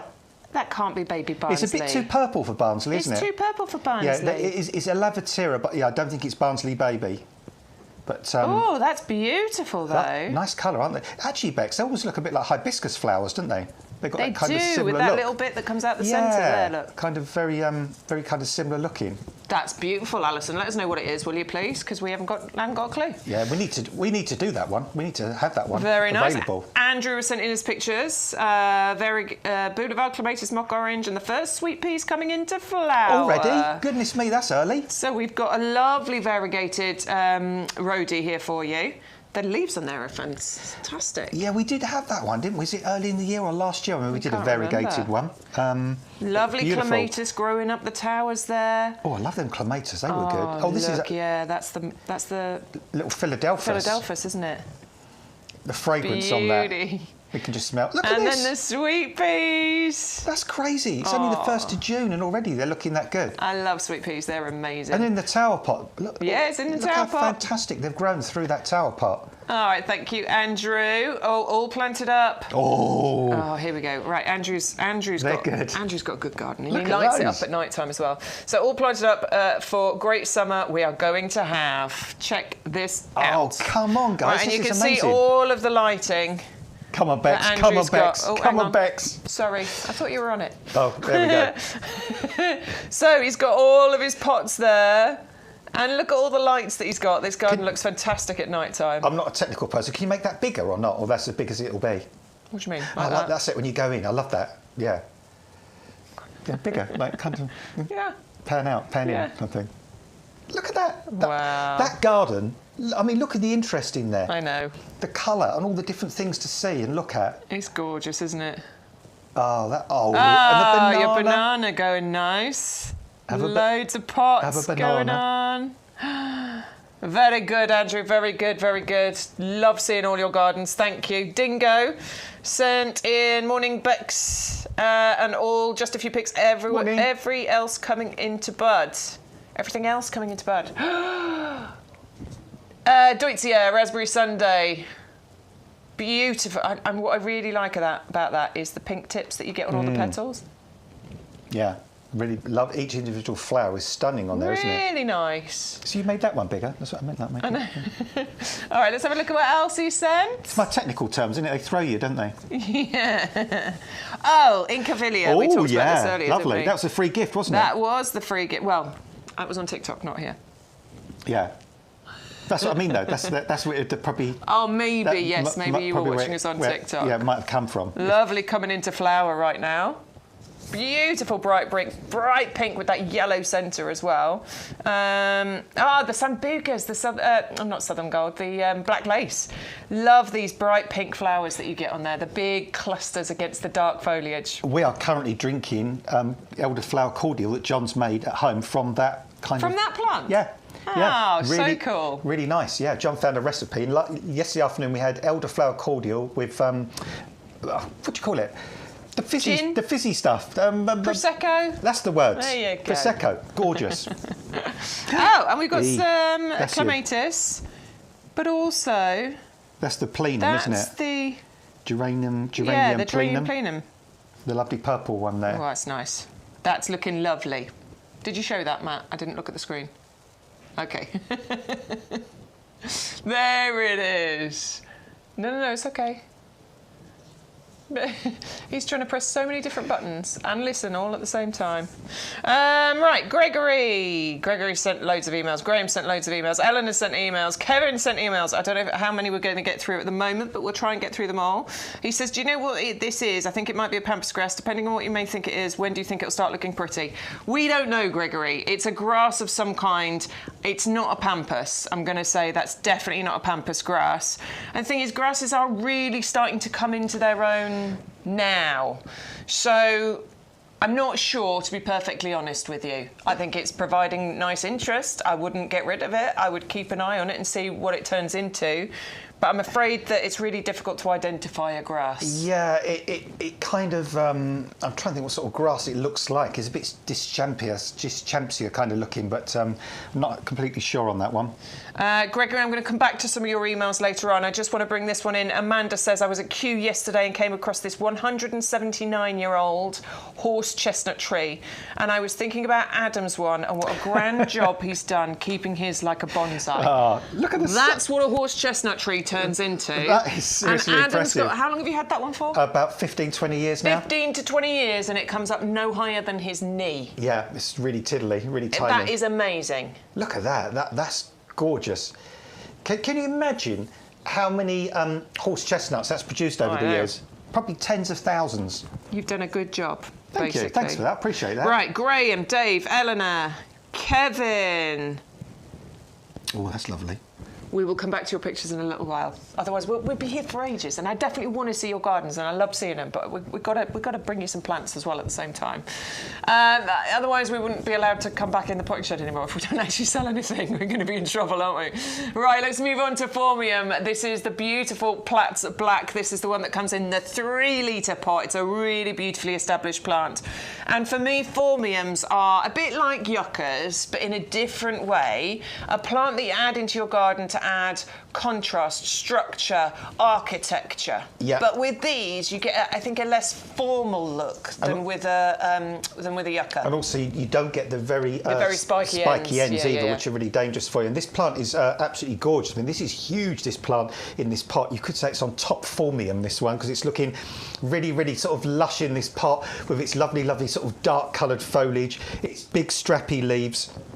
And these are really, really good plants for windy areas, coastal areas. These originate from New Zealand. That's the part of where they come from, and they're coastal plants there. So they're used to the salt spray, they're used to the wind, they're used to growing in really well-drained, poor, nutrient-deficient soils.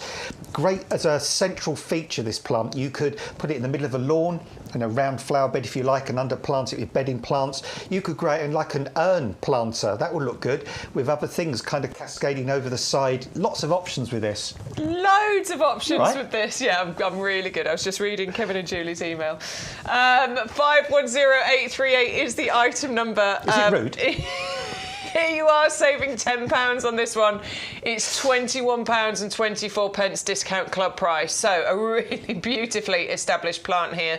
That is instant drama in your garden, isn't it? If you want, if you've got nothing in your garden, you've got a bare garden and you want some nicely established plants to instantly change the look of it, that's going to do it, isn't it? If you have a bear garden, you have to have really big fences. Yeah, good. Yeah, keep them in. Keep them in. Keep Keep them the bears safe. in. But the good thing about this as well, this is a good contrast plant. So imagine you grew something like Choisia, Tanata Sundance behind this. You've got that lovely yellowy coloured foliage, and then you've got these leaves, and also these flower eventually. They send out these really bizarre kind of flowers, can get to 2 to 3 metres tall, and they're like a bird of paradise flower.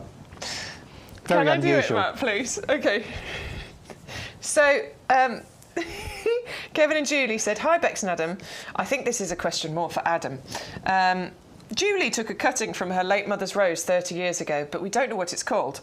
Obviously, it's an old variety, so wondered if while Adam was accompanying Charles Dickens round his garden, if he had come across it." He does say sorry, Adam. It's a lovely... It's hard. Listen, it's really hard to identify roses because there are so many of them. I've got a feel. If it's super, super spiky and thorny, this one, off the top of my head, I think it could be a variety called Piccadilly. Ooh, possibly. You might know. Yeah. Have a little search and see if that matches. Yeah, have a look for Rose Piccadilly, because I remember that from back in the 80s, the 1880s. 1880. When was Charles Dickens around? Yeah. Well, actually, it's weird because we actually he asked us to design a garden for him. Actually, yeah, Charles Dickens. Yeah, and he actually said when I left, he said, "I've got great expectations." So hopefully, it kind of met his expectations there. What? Can you show things on the internet? Yeah, why not? We're on the internet. It's fine. We can do anything on here, Matt. I say we can do anything within reason. That's the Piccadilly Rose. Yes, yeah. So that looks very similar, doesn't it? Yes, I think it could be Piccadilly. The Piccadilly rose, one thing that really kind of makes it stand out is a very, very thorny rose. So, you know, if it's super, super thorny, because goodness me, I remember when I used to work at the rose growing place I used to work at after I left school. I remember that rose was a nightmare because it had such great big thorns all over it. I loved the flowers, but I hated the plant because it was a really vicious one. Bravo.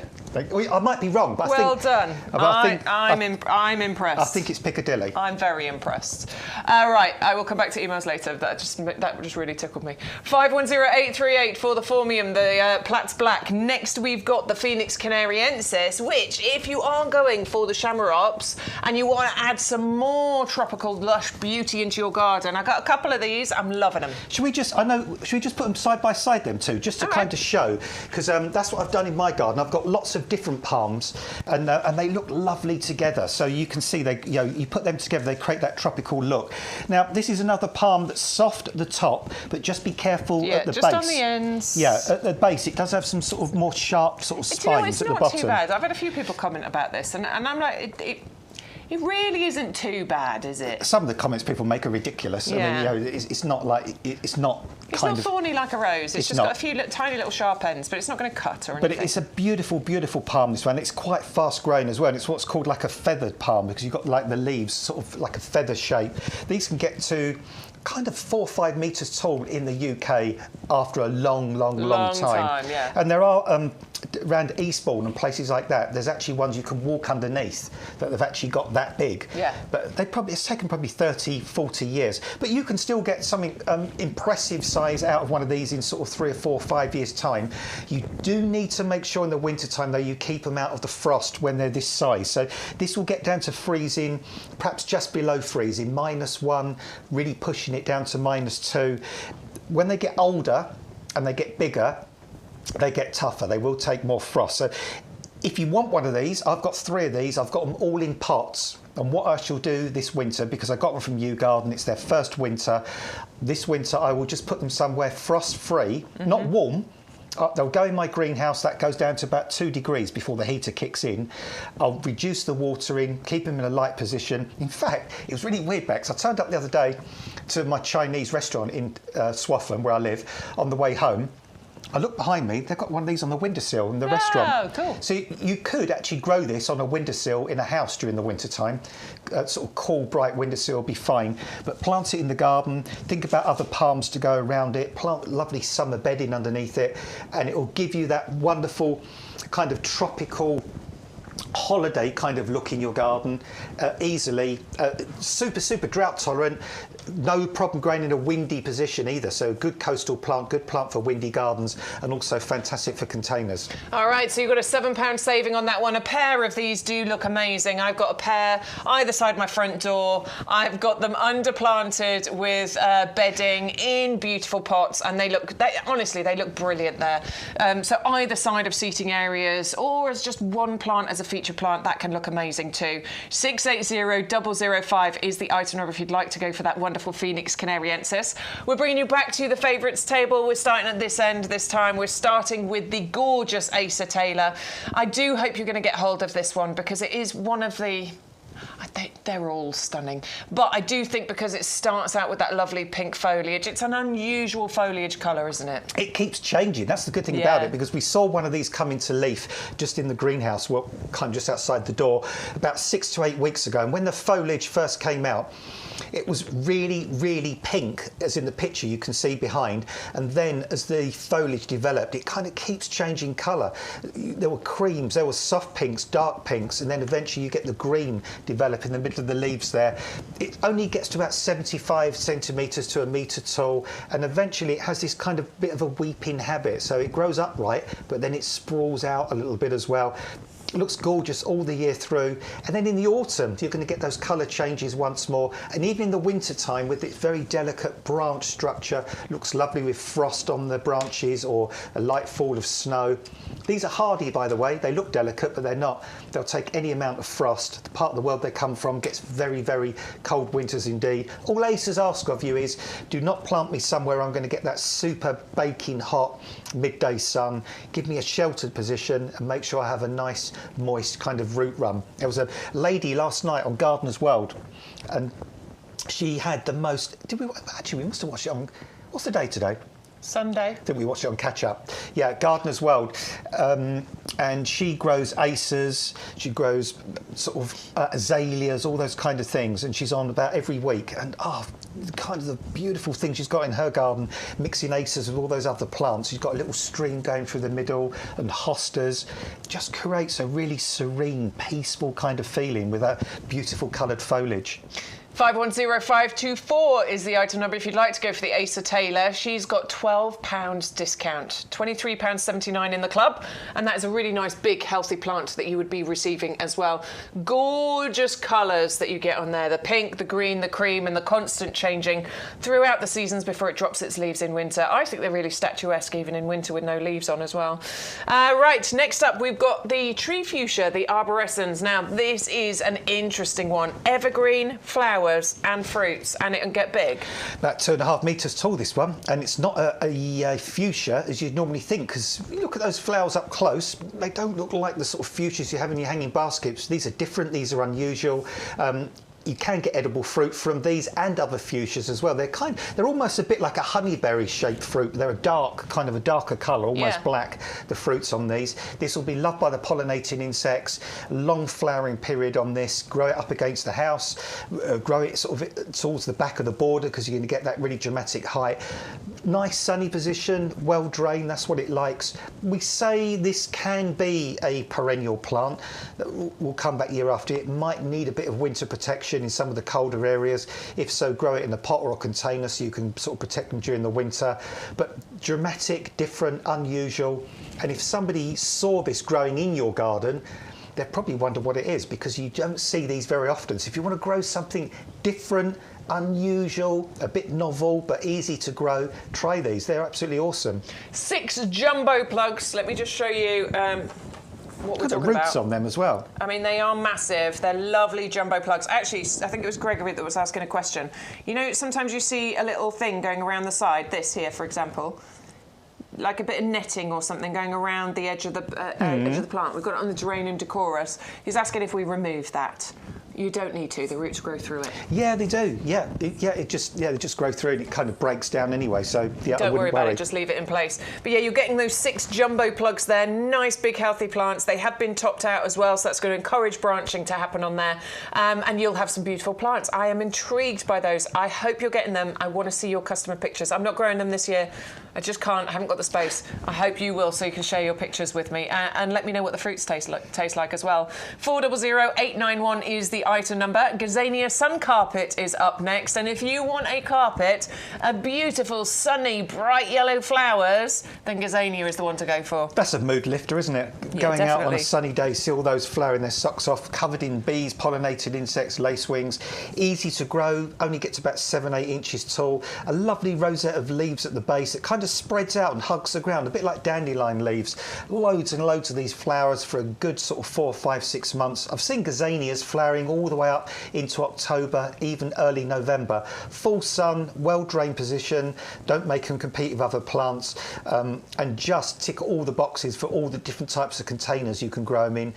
Easy, fun, and they will, if we get a mild winter or you can protect them, you can get these to actually go from one year to another. Easy. Easy peasy. 401545 is the item number. You're going to save £5 on that one. It's just $8.49 for those. You could just come in today, get those for $8.49, no postage. All you've got to do is enter that code YGTV2225. That will take off the £5. That'll give you your free postage. And of course, by joining the club, you'll get £1.50 off the price of that one. Next up, we have got... It's all right, there's no spiders. No, don't worry. I'll save you. I don't know what that is. That was on the back of my head. I felt it. I thought it was a red ant coming for you. Next up, we've got the Nephofia, the flamencos for you. 3 of the 9cm pots, really chunky, healthy plants, these. And they're going to produce you some beautiful flowers later on in the year. Good roots, look at those. Chunky roots, They are brilliant. chunky roots. What's that chocolate bar they used to say? Was it chunky? Was that one the lorry drivers used to eat? Can you remember it? the adverts. Kit Kat Chunky? No, that was another one. Yorkie. Yorkie, that was it. Yeah, it was a Yorkie. Yorkie, that was Yeah, it's not for girls, that was it. That was the... Couldn't say that now, could you? Goodness me, how awful is that? Talk about misogynist. But yeah, great big chunky chocolate that was. And these are great big chunky plants. These are really kind of 2-litre plants in a 9-centimetre size pot. And these, thank goodness, are having a revival because these were massively popular in the 70s and the 80s. They kind of died out a bit. Now they're coming back into fashion. They're easy to grow, great for drought-tolerant positions. Grout, that's what you use in the bathroom with 2 tiles. And with the kind of summers we're getting now, these drier periods of weather, that's when they're going to flourish. And you don't have to do anything with these. Once you plant them, they'll gradually spread out. They'll form like a little colony, and you'll get sort of 2 or 3 months worth of flowers on these, and you end up with flowers at all different stages. So you'll see the new ones just coming up. You'll see the ones that are in full flower, then have that beautiful yellow at the base and fuse through to the orange. I love these. They're lovely. Yeah, it's a brilliant one, honestly. It's slightly shorter than other varieties that you can get, so really good if you're conscious of the heights. But about 2 feet, about 60 centimetres they'll get to. Yeah, not as tall as they used to be because back in the 70s and 80s they were like almost a metre tall and they kind of flopped and fell everywhere. A bit too much. Yeah, these are more compact, but they will grow in that really poor soil that the other plants will struggle with. I wonder about cut flower. They'd look quite good in a cut give them flower a go. display, wouldn't they? They've got I wonder how long they'd last. They'd probably last a good while, Bex, because they've got a really rigid stem as well, so they wouldn't wilt or droop. They'd stay nice and upright in a vase. 560999 is the item number if you'd like to go for the Niphothia, the flamencos. £15 discount there, $12.72 club price. Use your codes, please. Make sure you get your discounts. Make sure you get your free postage. Final one on the favourites table is the rose Arthur Bell. It's our rose of the week. We're going to bring you a different rose every single week, and this is the most popular item on the live so far today, and I am not surprised. Let's show you the beauty of climbing Arthur Bell, shall we?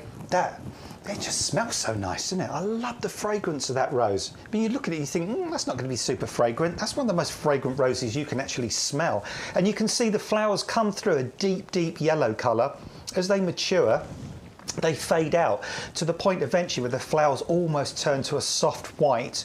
And the buds are like a flame emoji. Bex pointed that out. Look like the little flame emoji because the buds have a little kind of red streak going around them, which is really, really nice. And when Matt, can you show my video? Yeah, because when they first open out, there you go. Go on, Bex. This is the shrub. Please bear this in mind. I don't have the climbing one. I have the shrub. And this was filmed just on Tuesday, actually. And you can see the different colours that we've got here. So we've got the, there's even blush tones on that particular one. I've never seen that before.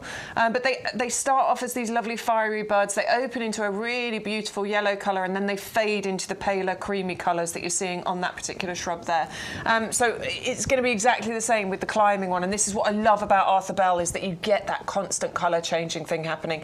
That mixed with the fragrance that you get from this, because it is a real beautiful rose fragrance. And also, it's not one of these climbing roses that's going to go berserk. It only gets to about 2.5, 3 metres max. So easy to train, easy to look after. Just make sure when you finally plant it, the little knuckly bit at the base here, or the union as we call it, make sure that's between 1 inch and ½ inch below the final soil level. Water it in well, feed it. Think about getting some of our mycorrhizal feed as well to put around or on the root when you plant it. Already flowering now, and these will flower for you again this year because it's repeat flowering. Ah, lovely. Yes, it does repeat flower. Just keep on top of a bit of deadheading and that keeps those blooms coming for you. Amazing rose from Harkness Roses, and an amazing price as well. $13.59 club membership price for a potted rose that's got real heritage. This is a Harkness rose we're bringing you as well. So you have got amazing quality. 530362 is the item number. Let's give you a little reminder of some of the things that we have seen so far. And I think Adam's going to change over the table so we can see some more plants in a little while. 340103 is the item number for the citrus calamondin. This is the one that has the fruit on it, and they are orange and beautiful at the moment. Now, they do ripen over a period of about a year, so it's not unusual to have flowers and fruits on the plant at the same time. They need ericaceous compost. They want to go outside in the summer. They want to be kept frost-free in the winter. So cool porch, cool conservatory. Really reduce your watering. Use the ericaceous compost. Get yourself some citrus feed. But do enjoy this, because you will be growing your own fruits. You you will have the most delightful, sweet, gorgeous fragrance that comes from the flowers. And of course, you've got that evergreen foliage on there as well. 340103 is the item number. Go to YouGarden.com. Make sure you use the code to get your £10 saving. The fig brown turkey standard. Please get this one in your garden. I think this is fascinating, interesting. It is winter hardy. This can cope with sort of -15 temperatures once this gets established. So it is one of the most hardy varieties for us here in the UK. You're saving £10 on this one. Now the plant itself will get taller, but we're talking about the head of the plant. The stem will stay the same size, as in the same height. It will get thicker and girthier, and then the top will grow. You get the wonderful foliage, you get the wonderful fruits on there. It is deciduous, but it looks amazing with its gnarled kind of stems and things in winter time. 340057 is the item number if you'd like to go for that, and it has got that £10 saving for you. The pineapple guava. Interesting plant here. So evergreen foliage, first of all, year-round interest. You will be able to have it potentially will grow these fruits for you later on in the year. First of all, though, you get these amazing flowers. Now, these are showy, beautiful, tropical-looking flowers, inviting all those pollinators into your garden. It's a self-fertile tree, so you don't need to have, groups or different varieties or anything. And then you've got the potential of creating these fruits from here. It's supposed to taste mixture of a pineapple and guava. Now, I think it's just interesting. It is, it's great if you're looking for evergreen colour. It's wonderful if you're trying to create a pollinator garden. And if you want to be a container gardener, you could grow this in containers. Might need a bit of winter protection. We call it sort of half hardy. It can cope with a bit of minus once it gets established. 680146 is the item number, and it's a £15.29 discount club price for you. The Shamarups, the compactor, the Volcano palm. Got its name because it was discovered on the road to Mount Etna. It comes to you in the 22 centimetre pot. This is the lowest price we have done this one for. So we're giving you a £25 discount on here. And all you've got to do is enter that code YGTV2225 when you place your order. If you're a club member, you'll pay £29.74. Nice and hardy, this one. Nice, thick, compact growth, so it means it is more wind tolerant too. Only growing to about 1 metre in height, so it's a bit more compact as well. 680240 is the item number on that one.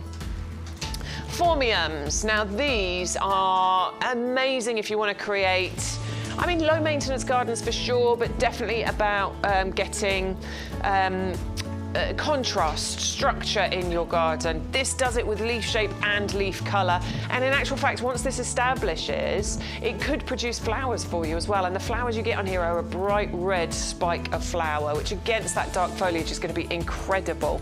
It's winter hardy, you're saving £10, it's $21.24, and the size of the plant is actually quite impressive as well. I'd say that is a good metre and a bit tall, which is incredible. They form lovely clumps as well. 510838 is the item number.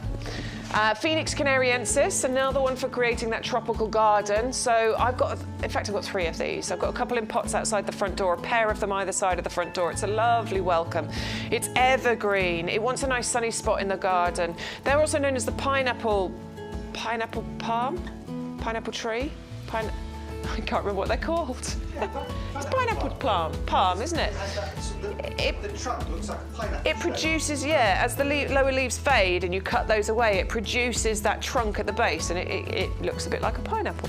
Now, they can get really tall in their native Canary Islands. Here, in the warmer areas of the country, yes, they can get to 3-4 metres, but, obviously you can contain them. You can keep them a bit smaller if you grow them in pots, which is what I'm doing with mine. Maybe a little bit of winter protection, particularly whilst they are young. They are half hardy. They can cope with some minus temperatures, but once they're established, do give them a little bit of protection to start with. 680005 is the item number if you want to go for those. If you are thinking about placing an order, go to YouGarden.com. That's where you can type in all of these item codes and build your basket. But you can also call us on the phone lines as well. There is somebody operating them until 4 o'clock this afternoon. One of the newest hydrangeas we've brought you, the Hydrangea paniculata, and I think this is fascinating because this Doesn't look like a paniculata. This looks like the mop heads, but this is actually a paniculata, which means it's going to grow on grow flowers on the new wood. Pruning's really simple. Just prune it in springtime, and then any new growth will contain those flowers for you. They're really good quality. They're nice and big. I would like to think you're going to get flowers on there. In fact, I'm sure we found a couple of buds on the one we've got in the potting shed. 511615 is the item number, and a £17 discount here. £15.29 is your club price. The Salvia Lips collection, Hot Lips. Ooh. Ah, did you hear? Hot Lips Houlihan, the actress who played her in MASH, she died the other day. I know, I was so sad. She was 81, I think. Ah, I always loved her. Anyway, this is the Salvia Lips collection. You've got the Hot Lips one here. You're also going to get the Cherry Lips and the Amethyst Lips. I think they are fascinatingly shaped flowers. I mean, they look like a pair of lips, don't they? Hence where it gets its name. But I think they are amazing looking flowers with the 3 different varieties included in there as well. Hardy, easy, late flowering, great if you're trying to extend your colour in the garden through into autumn. Can be semi-evergreen in actual fact, depending on where you plant them. Sometimes they'll lose their leaves, but if you've got a more sheltered spot, they'll hold on to them. And they are just the most beautiful flowers. I think they are interesting, intriguing, and you're saving £9 on that one.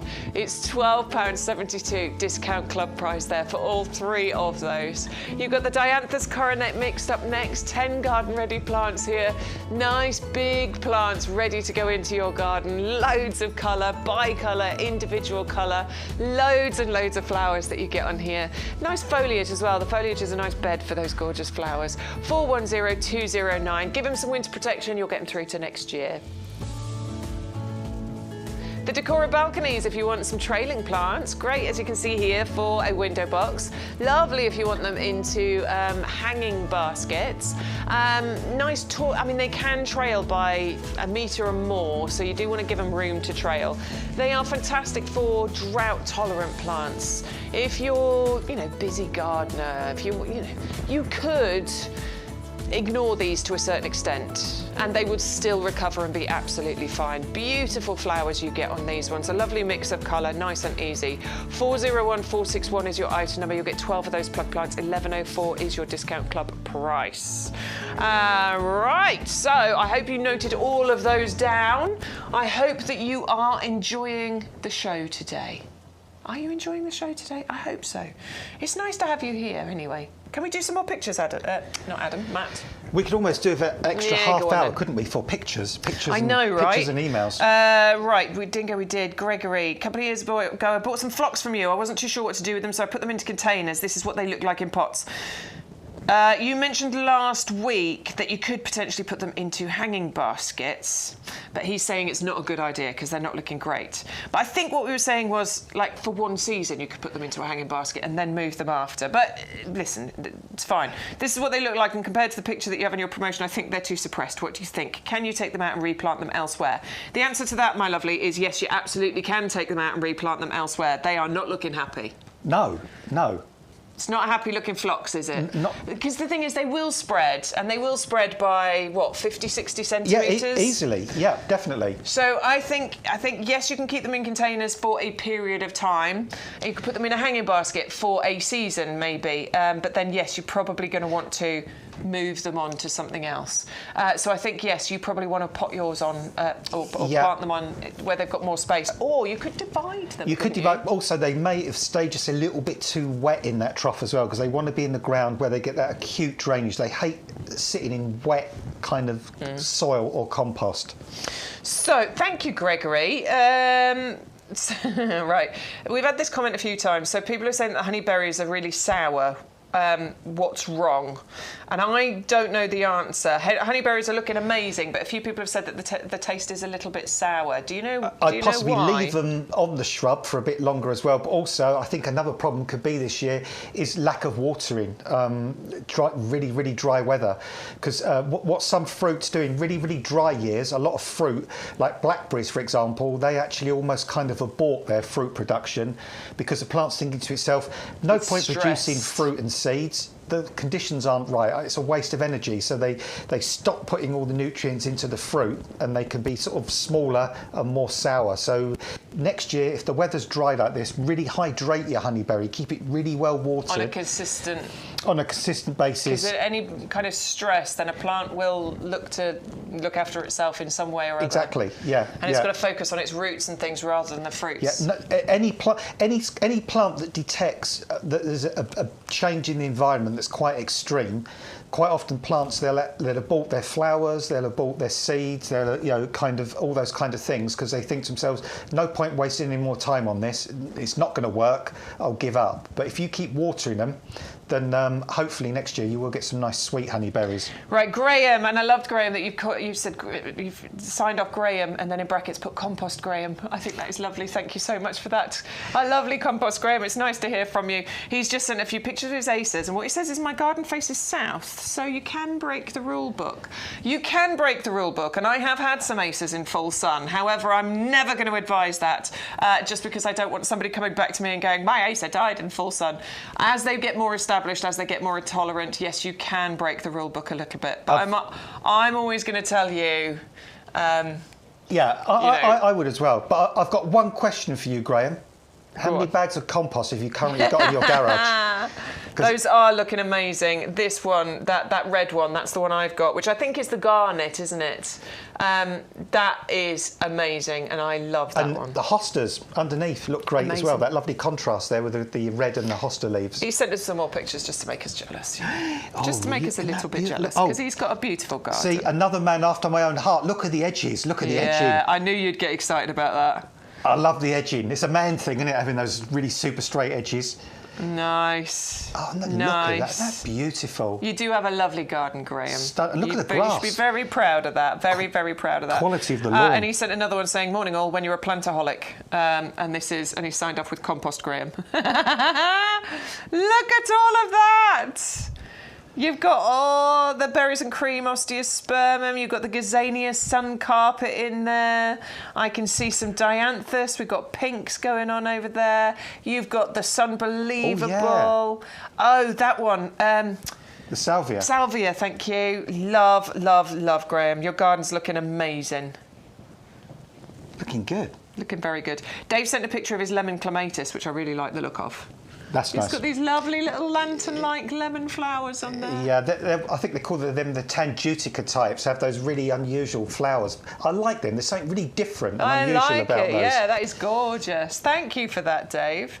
Let's have a look. Let's have a look. Oh, Eleanor, right. Eleanor sent a picture. She says she inherited this yucca when I moved in 5 years. When I moved in, and 5 years later, it's getting ready to flower.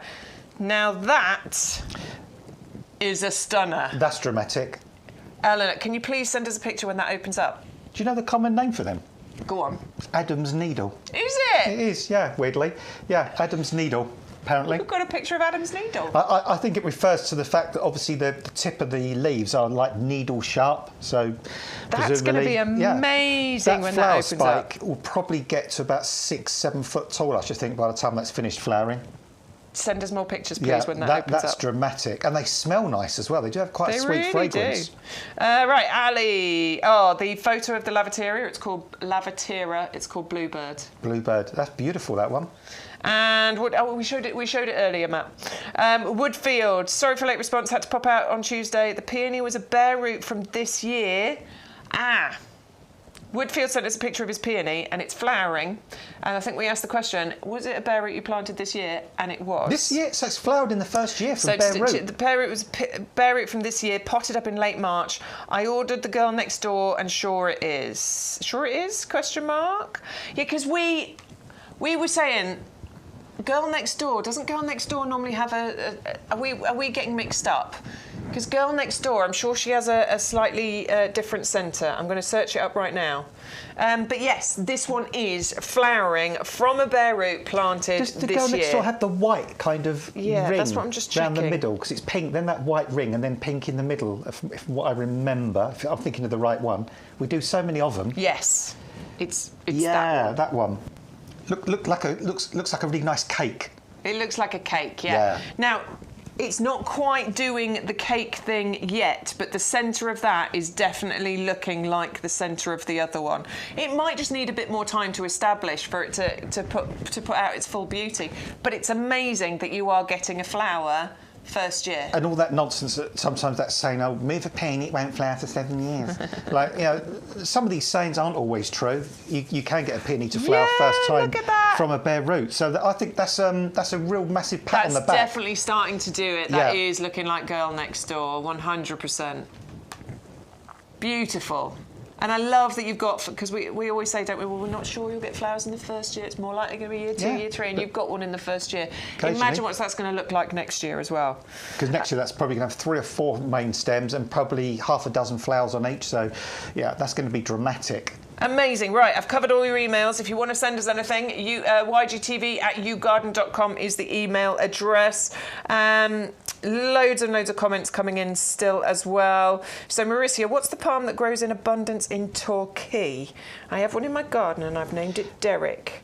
It has white flowers. Yeah, that's what they call a cabbage palm. It's cabbage palm, it's not actually a palm. It's actually a cordyline. So that's the sort of the plain green cordyline. Anyway. If you've got any questions, you're more than welcome to ask us. You can ask us on Facebook, you can ask us on YouTube, you can send us emails if you want to. You can attach pictures. We love looking in your gardens. I do love seeing in your gardens. Honestly, it just gives everybody inspiration. Right, we're going to start off with my coffee hitting the ground. We're going to start off with the tree fern. This is the Dicksonia antarctica, and this is the one in the big pot. This is not the 9 centimetre one, which I started with 2.5 years ago. This is the grown-on version. Yours is not a million miles away from getting towards this size now, though, is it? From the leaves you showed me. It's about this size now. Yeah. So I think by going for this one, you've got a 2-year head start. Definitely, and it's dramatic. Already you can see the kind of the shape of those great big fronds, or croziers as they call them, on here, looking absolutely fabulous. You can keep these on all the year through as well. If you give this some winter protection, they will stay on all the year through, and you can gradually kind of build it up in layers. I would also just protect this in its very first winter, but if you want to start your tree fern journey, these are really, really fabulous plants, because when you look in the middle, actually, if you can part that side, Bex, and I'll hold the other side down, yeah, you can just see kind of the new leaf in the middle there. They're called croziers because they look like, like a bishop has that crook. There was another one the other day. That they call a crozier. Oh, it's really opening up already. Yeah, there was this one here. Sorry, Matt. So they gradually start to unfold, and then that's it. So they come up from the middle. That one's they really unfurl, starting to open up now. and then you get these beautiful, stunning leaves on these. Dicksonia. And keep this Dicksonia really, really well hydrated. If you can keep it moist all the time, that's what they love.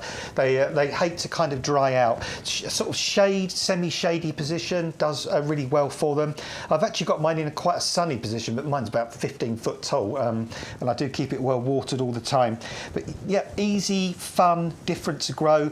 And if you think about it, I mean, these plants are quite remarkable, because chances are sort of a hugely distant relative of this plant could have been walked upon or eaten by a diplodocus, or or crushed by a Tyrannosaurus Rex, because they've been around that amount of time. Yeah, I mean, these are really ancient plants. So there's not many plants that have survived through all that lineage right to the modern day, but this is one of them. So you can actually grow this. It's almost like a living fossil plant, if you like. Well, this was mine August 2024, basically. I have done some new ones since then. This was it back in September 23. So that was about 6 months after I planted. So I reckon I've had it 2 years. So that was it about 6 months after I planted it. Kept it in that pot in a really nice shady border there in my garden. Kept it really nicely well watered. And that was it August 2024. I'm just going to scroll through to this one. Oh no, that's me selling plants. Hold on. Here. So don't play the sound, please. Are you playing sound? I don't know if you can hear it. Good. So that was what it started as, the 9 centimetre pot, and that's what it turned into 2 years later. That's grown quick. Now, it has lost a lot of the leaves recently, but I can see new ones coming Oh, good, through. you've revived it. I have Yeah. revived it. I thought I'd killed it. I thought I'd let it dry out.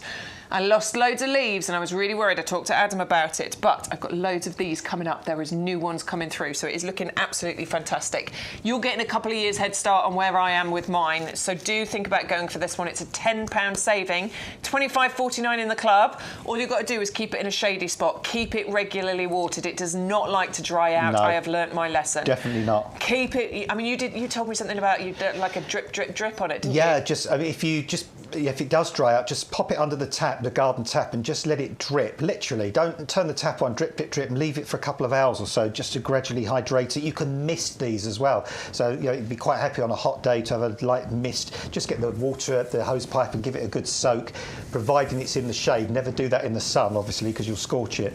But yeah, easy plant, and do protect this in the winter time. When they're young like this, they'll take -1, -2, but if we're going to get down to -3s, -4s, just put it somewhere where it's not going to get frozen solid. Because I've got it in that pot, so all I did was pick it up and I put it in the porch. You know, that's probably between good the enough. two front doors, and that was enough just to give it that winter protection that it needed.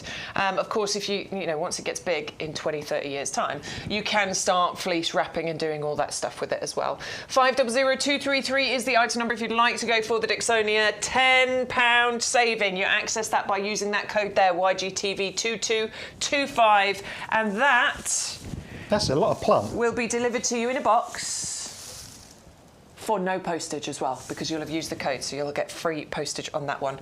We've got a bay tree for you next. Now, this is the standard bay tree.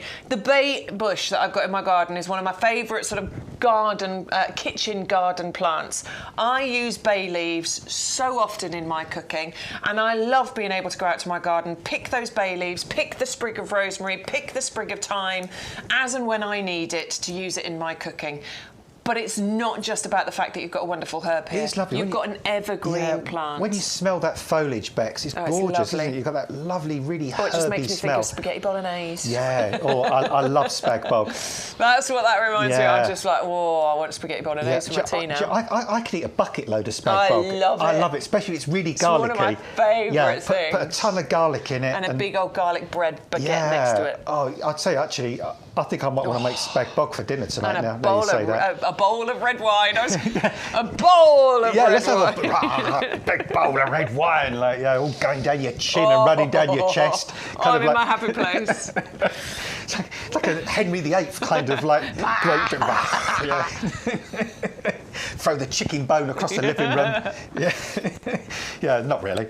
But I mean, it's great this, because you can eat it. This is edible, but also it's ornamental as well. And you can leave these to grow into a nice natural shape if you want to, or you can trim them. I mean, a lot of people treat these as topiary as well. Yeah. They do flower. They have kind of little yellowy white flowers. Yeah, they're not like. They're not in your face. Of them. They're like frothy, yellowy. Yeah. But they're kind of a little bit fragrant. But you have to get right in. They bring the pollinators in though. They do. Pollinators love it. Yeah, big shrub of these, covered in actual flowers, will attract the pollinating insects.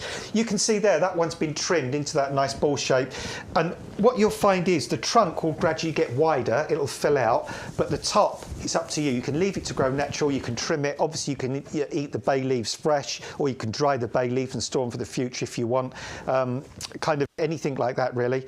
So, yeah, easy oh, sorry, Bex, easy to grow. I didn't hear that. Easy to grow. We're just getting the pots ready for you. Nice sunny position. That's where it does very well. These look great in pots or containers, either side of the front door. They just have that really elegant, kind of classic, stylish look, bay trees, and they look really nice at Christmas time with kind of little fairy lights and stuff all around them as well. Yeah, really low maintenance, really easy, and very, very elegant. And of course, you can use the leaves in your cooking. You can use them fresh, or you can dry them. £25.49, £10 discount on that one. Use your code to get your free postage. Can you guess the show? Baywatch. You got it. That was weak. That took me a second. That was weak. I should have gone in stronger on that one. I really want to see Baywatch again, but you can't find it on any streaming services. Well, funny, I saw Baywatch being advertised last night. There's a new film which is hilarious. Yeah, it's got Zac Efron in it, and I saw that advertised last night. Hilarious. Oh, what Watch you mean it. cheesy? cheesy, funny. It's Okay. funny. Is it sending itself up or on purpose? Yeah. Oh, it is. Yeah. Right. Okay. It's very, very funny. But I want to watch the original Baywatch, and I can't find it anywhere. Right, let's move on, shall we? We have got the nest of heavy-duty pots for you. You are going to get 5 of them. So we've got the 50 litre, we've got the 35 litre. Oh, I was going to pop it in a pot. Oh, were you? We've got 3 of the 30 litres. Now, I will say I've been using these a lot this last week because... Sorry to be boring. I might be moving house later on this year, so obviously I'm doing a lot of container gardening because if I buy anything new, if I get in I am not planting it into those borders because I am potentially moving. I want to take my plants with me. So everything is going into the heavy duty pots at the moment. I need to place another order because I have now run out. I've got 1 bag of compost left. So any of the new plants I'm getting are going into these. And the reason I love these heavy duty pots so much is that they've got amazing drainage, really good strength. They've got that drainage, and also, I mean, they're big enough. You create kind of a mini herb garden in these if you wanted to. You could put the bay in the middle. You could grow things around the outside, but they've got sort of double drainage holes. In fact, you've got the drainage holes in the bottom there, so the water will go out through the bottom. But also, you've got the drainage holes through the sides as well. So looks a bit weird. So it means these are going to drain really, really well. You don't need to put them on pot feet. You've got those handles that are really firmly fixed on these. I have never broken one. No. Honestly, I have never ever broken one. Now, I've used those floppy plastic garden trugs. I've still got a couple left in my garden, admittedly, that I will use, but I've broken the handles off so many of those. They split all the time. They split constantly, so I'm never going to buy any more of them. These are the ones I'm always going to use. But they're perfect for so many different things, not just as a professional planting pot that's going to allow all that drainage to run through, but people have been telling us all the different things they're using them for. Simon, I'm always going to quote you. He uses one as a laundry basket, which I love. I love the idea of a laundry basket. You could put like logs in there. Carry your logs in. Logs. Adam, you always give the option. So when you're harvesting your potatoes or your carrots or anything like that, put them into the bucket, spray them with your hose pipe. All the water and the dirty water will run out of the holes there for you. Like a giant colander for your dirty veg. You could be deadheading. You could be weeding. Perhaps you've got sort of a slightly bigger garden like Sean, and you want to put like your gloves in there, your secateurs, your ball of string, your plant labels, all those kind of little bits and pieces. You don't want to take a big wheelbarrow around with you. Something convenient like this. Somebody even said they use them as laundry baskets. Yeah, Simon. So brilliant idea. And the thing is now these are big enough. There used to be a time when sometimes on one of the shows, sometimes, Bex, people said to us, do you think you've got a pot big enough to put that into? And we used to say, no, we haven't got a big enough pot. But now, the 50 centimetre, 50 litre one, that is big enough to practically, anything in this studio today, in this potting shed today, you could get in that 50 litre pot. Absolutely. The fig, for example, the fig could live in there forever because it's got space, but it's still going to constrict the root. It'll create fruit on it, it'll make it fruit. You could put the Acer in there, put hostas underneath. You've got all those options. You can use them in a utilitarian way, or you can decorate them and use them for like ornamental purposes. I've got roses growing, I've planted 4 different hydrangeas in them. I've put the sambucus, the black lace, in there because I want to take that one with me when I go. I've got the Salix flamingo in one of them because I want to take that with me when I go. I've got my peach crimson, my appletini, miniature apple tree, 4 different types of blueberries, the Stella cherry. I've got strawberries growing in there. It's excessive. You don't need strawberries in another here. thing you could do. But tomato plants, maybe. Yeah, well, I've got in my greenhouse, I've got 3 tomato plants, 3 tomato Roma, 3 cucumber Socrates. And what I've done in my greenhouse, I told Sean this, I've got a bamboo cane, and I've slid the bamboo cane underneath both handles, and then I've cable tied it on, and then I've run string from the middle of the bamboo cane to the top of the greenhouse. That's it. And I've got a lovely taut bit of string to grow those fruit up round. But another option, with this bigger one, if you wanted to, you could even use that to create a little pond in your garden, because all you'd need to do is dig a hole big enough for the pot, put a pond liner inside, and you could use a scrap bit of pond liner. You wouldn't need a huge bit. You could create your own little garden pond with that really easily, really simply. So that would be so easy. So many kind of different options that you can do with these. All right, so the nest of heavy duty pots, which means that they will all nest and sit inside each other when not in use. You're always going to use them.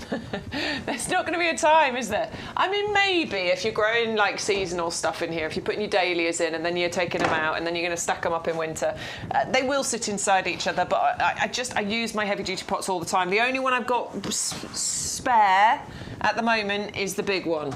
And that's the one, Well, it's actually full of garden waste at the moment because my garden bin is full. That won't be spare for long. It's full, so hopefully they've come to pick it up tell you- today. It was a bank holiday, so I have no idea when they're picking it up. That no big idea. one, that'll really come into its own in autumn when the leaves come down. Yeah, Because definitely. you get masses of leaves and you can just tread them down and keep getting loads in there. Right, we've also got one of our other amazing pots for you. One of the things that I've always been very excited to bring you, because I have 5 of them, I do love a tower pot. They're great for climbing stuff. So what am I growing in mine? I've got my 2 pots. I've got the Thunbergia growing in. They're really starting to take off. They're sort of up to here now. I have got the Flame Lily, Gloriosa. All 3 have come back. Oh, you're lucky there, Bex. All 3 have come back, so that's in my conservatory at the moment, growing away. And I've got Wisteria and I've got Trachlospermum Star Jasmine growing in the other 2 outside. So for climbing plants, last year it was the sweet peas that I had growing up here. I love the picture we got earlier on of the sweet peas in this, Yeah, already very flowering, true. looking amazing. Now this is Incredible. the Empire Tower Pot, so this one is sort of the original tower pot that we brought you. We've sold out of the other one, we brought the original one back. And I actually quite like that because this one is slightly taller than the other one, only by about that much, maybe 8 to 10 centimetres, but just a little bit taller. I like the lattice look as well. That's nice for me. I like the lattice sort of diamond look there. They clip together very easily as well. Just one little quick tip I would give you as well, when you put these together, whether you put them together or take them apart, I always think it's best to just keep them somewhere warm for a little bit. Yeah, just let the plastic warm up a little bit. Yeah, because the catches are much more pliable and easy to click in and out when the plastic is warm. If they're really, really cold, sometimes they can be a little bit resistant. But yeah, great this. Looks nice, looks elegant, even looks good when there's nothing in it. And just so many different options that you can grow up through this. Even somebody suggested a little while back things like the bush tomatoes, because they are nice, the bush tomatoes, but if you grow them in pots, you've got to put loads of bamboo canes. They always want to flop, don't they? They always want to flop over. Yeah, plant one in the middle of this. It can just point all its little stems out through the side, support itself, but still fruit very easily. Made of frost-resistant, UV-stable plastic, nice and lightweight. Very simple. You can move things around your garden, take your plants with you if you ever move home. There is a £2 saving on there. You can get it home. £19.54 will be the club price. 130108 is the item number. Now you may be looking to stock up on your compost. If you're down to 1 bag like I am, then it's time to place your order so you never run out of this amazing compost. This is our premium professional compost and it is the best. We know because we've been using it for ages. We know because you tell us all the time, and we also know because it is the thing that we sell the most of here at YouGarden. A sad event happened in my greenhouse last night. What was that? I used the last bit in the last bag. Uh-oh. Uh-oh. I know, there's more coming. Get your order placed. Yeah, no, more on the way. Luckily, I've pretty much got everything done now. Starting to dry out. Oh, yes. But that's a good thing, because it's like super absorbent, isn't it? So you can see it soaks in. What's going on with this? It's got that. Oh. Someone keeps undoing the front bit. Adam. Oh, Mr. It's you, isn't it? Mr. Snitchy Pants there. Mr. Snitchy Pants. Yeah. No. Oh, I think there's a load of rubbish in this. Oh. It's dirty water. I'll tell you what. It's that blocking the rows. It's that idiot who washed his hands in there. That idiot who washed his hands. After he did the demo the other day. I wonder who that might have been. Anyway, this compost, we'll give you the details on this one. It's 100125, the item number. It is really good at holding on to the moisture as well. It is. So let's whiz through really quickly. So this is peat reduced, always has been peat reduced, and some of the peat we used was made from renewable sphagnum moss. And the peat holds on to the moisture for you, which is really, really important. But then you've got that composted wood fibre. It lets the roots penetrate down through, it lets the air penetrate down to the roots, but also it allows the water to percolate through. So you get that perfect balance of not too wet, not too dry. Slow release fertiliser, feeding your plants for up to 6 months. That's really, really important. pH balance, not too acid, not too alkaline. Wetting agent, so it absorbs the water really, really well. And it comes in these plain bags delivered to you in a cardboard box on your doorstep. And once you've used this, you are going to become a compost snob. We like compost snobs. We are all compost snobs. We want you to be as well. It's $21.23 club discount price. You're getting it delivered direct to your door with no postage costs attached as well. I know there are cheaper composts out there, but you will get worse results. We know that. We have seen the comparison. So please just spend that little bit more on your compost. Get it delivered direct to your door and get the best results. Now we've got a triple deal. Sorry, I've only got 2 to show you here. You will get 3, but we've got a triple up deal on the Kiki planter in the powdered clay. You need to put 3 in your basket, okay? So we've got 2 in our basket at the moment, £17.98. Look what happens when we add the third one in. £12.98. Because Matt has already entered the code, I can see that we are getting free postage on this one as well. So you could just get 1 if you want for £8.98, whatever it is. Just don't get 2 because that's silly. Add the third one into your basket and you will get all 3 of those for £12.98. I've literally just planted up a couple of blueberry berry bucks in these, and I think the design on them is really pretty. The design is good because walking past somebody's garden, you would never guess these were plastic. They've got that terracotta look. Even the little bit of distress on there is typically what you get when you brush past a terracotta pot. UV stable, frost resistant, and they're just that perfect size where it's not going to cost you an arm and a leg to replace what's in these. You could use these for even things like herbs, for example. So if you had sort of 3 of these, you might want to put a little rosemary in one. You could put like a little mint in another. You could put like a little oregano plant in there. You could change the look twice a year. In the springtime, put all your summer flowering bedding plants in. Then in the autumn, go for some wallflowers, forget-me-nots, perhaps some little crocuses, miniature tulips. But easy, simple. You might have loads of big pots already that you don't move very often. With something like this, you can change the mood very, very quickly. And these, they're not like normal terracotta pots that if you drop them, then they're all in bits and pieces. These are going to stay in one piece. Yeah, absolutely. Really tough plastic for you. Not completely indestructible, but certainly, you know, you wouldn't do that with a terracotta pot, would you? It'd be smashed all over the floor. 130596 is the item number. Make sure you put 3 in your basket to get the triple deal, please. And make sure you enter the code to get the free postage as well. Next up, we are bringing you a brand new load of plants on the table, and Adam gave you a sneak preview. We have got the Rosemary Miss Jessop's upright. You're going to get 3 of these wonderful plants. I cannot walk past Rosemary without touching it. It's gorgeous. Oh, lovely, lovely, lovely plant. Gorgeous scent from it. And actually really, really pretty, particularly when it's in bloom. Yeah, and what I'd be tempted to do as well, if you went for one of our large planters, how about today getting that gorgeous bay tree and then underplanting it with 3 of these? That would work well, wouldn't it? Because you could get enough space for those. Because the that would be nice. Yeah, Mrs. Jeps's upright is a nice upward-facing rosemary, lovely blue flowers. Eventually it's going to get massive, though, isn't it? No, not that. You could keep it smaller. Yeah, you could clip it, you could trim it.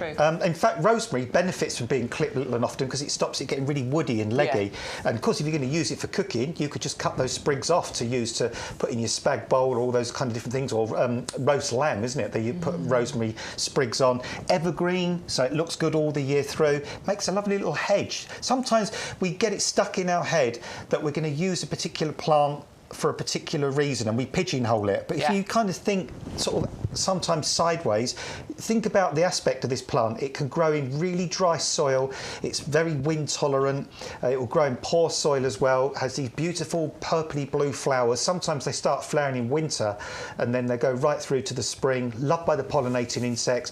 The foliage is edible, so you could grow a little rosemary hedge if you wanted to, or you could underplant this with like the bay cone if you wanted. So lots and lots of different options with these. These are gorgeous, these plants as well. Beautiful root system on these. If I just whip one out of pot and show you in a moment, it's well established. We don't just take a silly little kind of sprig of rosemary, poke it in a pot and send it out to you after a few weeks. We grow them with that fabulous root system. Look at that, really good. Is that going to go in there, Bex? There we go. That'd be very cute, wouldn't it? Yeah, that would work well in there. Especially just as a nice little decoration on your outdoor table throughout the summer months when you're sitting and eating al fresco outside. It's a beautiful one. It's completely winter hardy. You can obviously use it in your cooking, and it's beautifully decorative, particularly when you get all those gorgeous flowers on there as well. Half price deal. You are saving £15. It's £12.72 in the club though, so it's better than half price if you are a club member. 750063 is the item number. Use your code. Get your saving. Get your free postage, please. I think that one has an AGM as well. I can't remember. Can't swear to it. You might be right. But, yeah, brilliant. It's not grown enough, Rosemary, as a plant in the garden in general, because people pigeonhole it as a herb, and it's just got so many more attributes than that. It's a beautiful decorative plant, absolutely. We've got a couple of packs of dahlias for you. Now, these work beautifully together, or you can choose and go for one or the other. But if you haven't got your dahlias going, or you've got a smaller garden, then I'm going to recommend either of these two varieties to you, because first of all, we've got the dahlia, we have got the Dahlia Starburst Pink Plugs. I'm glad it didn't have the first name, because that'd be very difficult to pronounce. Yeah, these are good. Look at the root system on these. Nutty root system on those. Huge. The Dahlia Boo Boo. Hang on. I thought they were just one colour. They are. All You're right. looking at the pinky coloured one. Yeah. It's moving towards the pink one. Yeah, look at the ends. Looks like, I know. Look at the little ends of the petals. So pretty. It's like they've got little flowers on the ends already. The root system on this, phenomenal. Look at that beautiful plant there. In fact, there's probably even some buds developing in the middle There of will be, I'm sure. But they won't be far off, will they? And they're a little bit shorter, aren't they? These are only going to get to about, what, 45, 50 centimetres? Yeah, so nice and compact. Many months of flowers on these. Keep deadheading them. That's important with dahlias. And feed them as well. Dahlias are quite hungry plants. So if you've got these in pots or containers, feed them with our blooming fast. Keep liquid feeding them. These are joyful. These are happy. These are different. They're unusual. They're almost like a flower within a flower there, with that sort of lovely central area of petals and the little kind of almost like a little miniature flower on the end of each petal, and then the beautiful purple petals around the edge. I think the lack of the need for staking on these is probably a real benefit. I finally took all my pots out of my conservatory. Oh, good. That's why I was having a tidy up in the garden. So I finally put all of my dahlias outside now. And in the conservatory, they were all nice and upright. They were all just up. Got a couple of flower buds coming.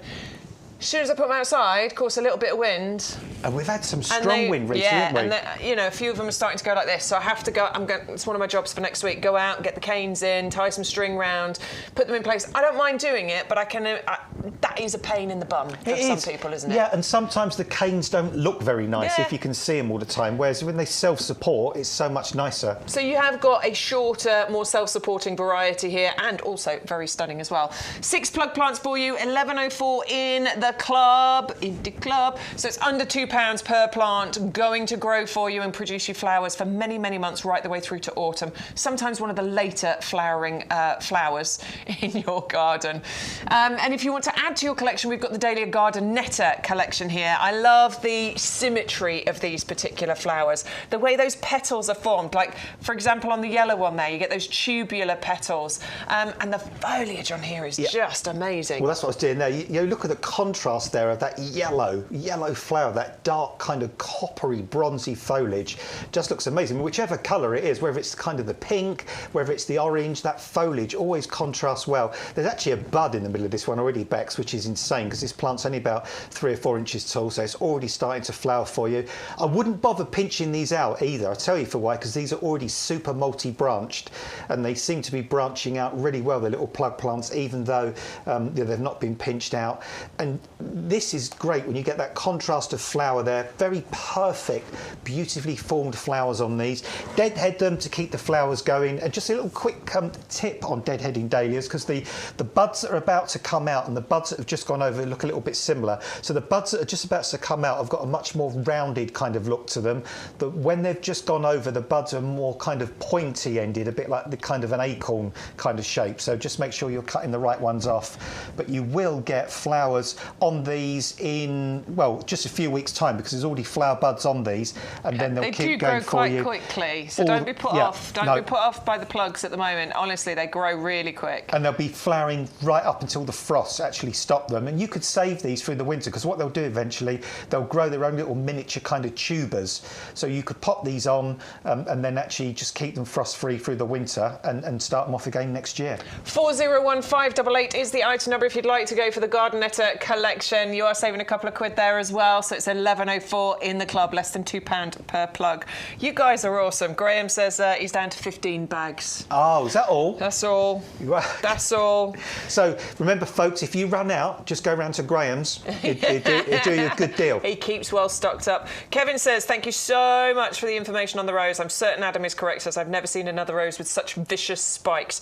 I don't go anywhere near it without carrying out a risk assessment first. That is definitely Piccadilly, yeah, because I remember it. Really like. You're all very sweet. You're all coming in with where the Baywatch is. Yes, so Anthony's telling me it's on Roku TV for free. It's been found on ITVX as well, so I can tell you what my next binge watch is going to be. Will that be the Hasselhoff one, the original? Yeah, I want the original. It's the original. Yeah. I want the original with David Hasselhoff. And what's her face with the big boot? Yeah. Pamela Anderson. Yeah, I mean, it's... I can say boobs, right? The big boobies. The big boobs, the big boobies. Yeah, Should we move along? Do you remember Hello years ago? Yes. This is the Madonna with the big boobies. Yes. Yeah. I'm doing it now. Sorry, Matt. Howard sent in these emails saying, morning, everyone. Bare root, girl next door peony planted end of February. He's got 3 flowers on his. Well, come on. I tell you, we're learning something today, because it goes to show you can't always listen to all these little sayings, can you? So you've got yours. So you've got yours to flower first time from bare root in the first season. Amazing. Phenomenal. Well, sorry. Don't look at the emails. I'm going to chance mine and say I bet on both of those situations they were probably grown in our compost. Probably. And a quick one from Louis Kopp. Hang on, who is Louis? Louise. Louise bought a blueberry berry bucks early last year, but it still seems very small. How quickly do they grow? Is it still teeny tiny, perhaps about 8 inches tall? I'd moved it to a sunnier spot than it was, so perhaps that caused the slow growth. I think it might have something to do with it, because they do want a nice bright sunny spot. And have you got it in ericaceous compost? Yeah, but also they are naturally slow growing. That's the idea of these, is that they form, you know, when you get like a box ball that you see in kind of the lovely topiary gardens, the idea is they grow slowly into that box ball shape. So it'll take about 3 or 4 years to kind of really fill out. But I tell you what, it looks super healthy. It does look healthy. Beautiful deep green. You can see it's flowered, so just keep doing what you're doing, and eventually in 2-3 years' time it'll get to that nice kind of little ball shape for you. They get to about the size of not baseball. What's the thing I'm thinking of? Basketball. Basketball size eventually. And she's just attached a picture of her apple teeny. She's got loads of apple teenies, little apples growing on there as well. So I've got a similar look to that. She says sorry about the stones. Or forgive the stones. She's trying to stop the squirrels from digging in the pots. I like the stones at the base of the That's a good idea. plant. That's a good way of stopping the squirrels from digging in the pots, actually. They look nice. I like it. Sorry, Matt. Next up, we've got the Cortaderia, the tiny pampa, where you've got a pair of these. I should have done a video in my garden, because I planted mine earlier this year, and actually I was looking at them thinking they're not growing. But when I was out the other day, I was like, oh, it really has filled out from where it was just a couple of months ago when I first planted. This is about creating a mini pampas in your garden. It is, because if you wanted to grow a pampas, and again, look at the root system on there, as always with our plants, that beautiful established root system. I drive past, in fact, it's really weird. I'm going to try and get over and see it closer. When I drive home, I can see in a field, a couple of fields away from me, there's this area of about, there must be 50 pampas grass. Wow. Just growing in one massive field. I don't know if they're growing them for a reason or something, but it's like a prairie of pampas grass. Amazing. And normally they get to about 2 metres tall, 2 metres wide. They take up a huge space. These, 60 centimetres tall, 60 centimetres wide. And they look just like a pampas, but massively smaller. So you can grow these in a pot, you can grow these in your beds and borders, you can grow them in a gravel area. You can grow a pampas now without it overtaking your garden easily and simply. They will have the little plumes on as well. You might get 1 or 2 this year, but we normally kind of say probably next year onwards is when they'll start to produce those flowering plumes for you. They can stay on all the way through the winter, let the birds kind of peck them to pieces in the spring for nests, and then you can finally chop them off and it'll do it all for you all over again. All right, £10 saving on that one. You will get a pair of them. They can be grown in pots, which is exactly what I'm doing with mine, or you can plant them in the ground. You have versatility and choice. Just put them somewhere really nice and sunny and nice free draining soil. £16.98 for the pair of them if you are in the club. 560991 is the item number. Now the final one we've got for you on the table is the Naughtier, the Melton Pastels. This is, I love the pin cushion flowers you get on Naughtier. This is kind of, I see similar varieties when I'm out walking in the peaks. You know when you get up high? Yes. They grow in those kind of locations. Yeah, they do, yeah. So, hey, I like that, Matt. Matt said Are they naughty. naughtier or nice? Oh, look, coming at you. It's a rooty beauty for sure. Look, even Adam's struggling to get those out. Look at that. Look at the root system on that. It's mad. Goodness me. And again, it's another 9 centimetre plant, but a 2 litre size. Because this, look at those gorgeous roots on there. Beautiful, beautiful roots all the way around. You see that fabulous root system. I've planted these for customers, and these are nuts. Honestly, they are totally and utterly flipping bonkers. If you plant these in a really sunny, well-drained position in poor soil, do not treat these nicely with nice soil.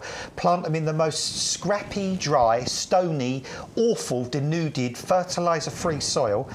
They get to about ½ metre to 1 metre tall, and it would not be an exaggeration to say one of these plants could perhaps produce 1,000 flowers on one plant in a season.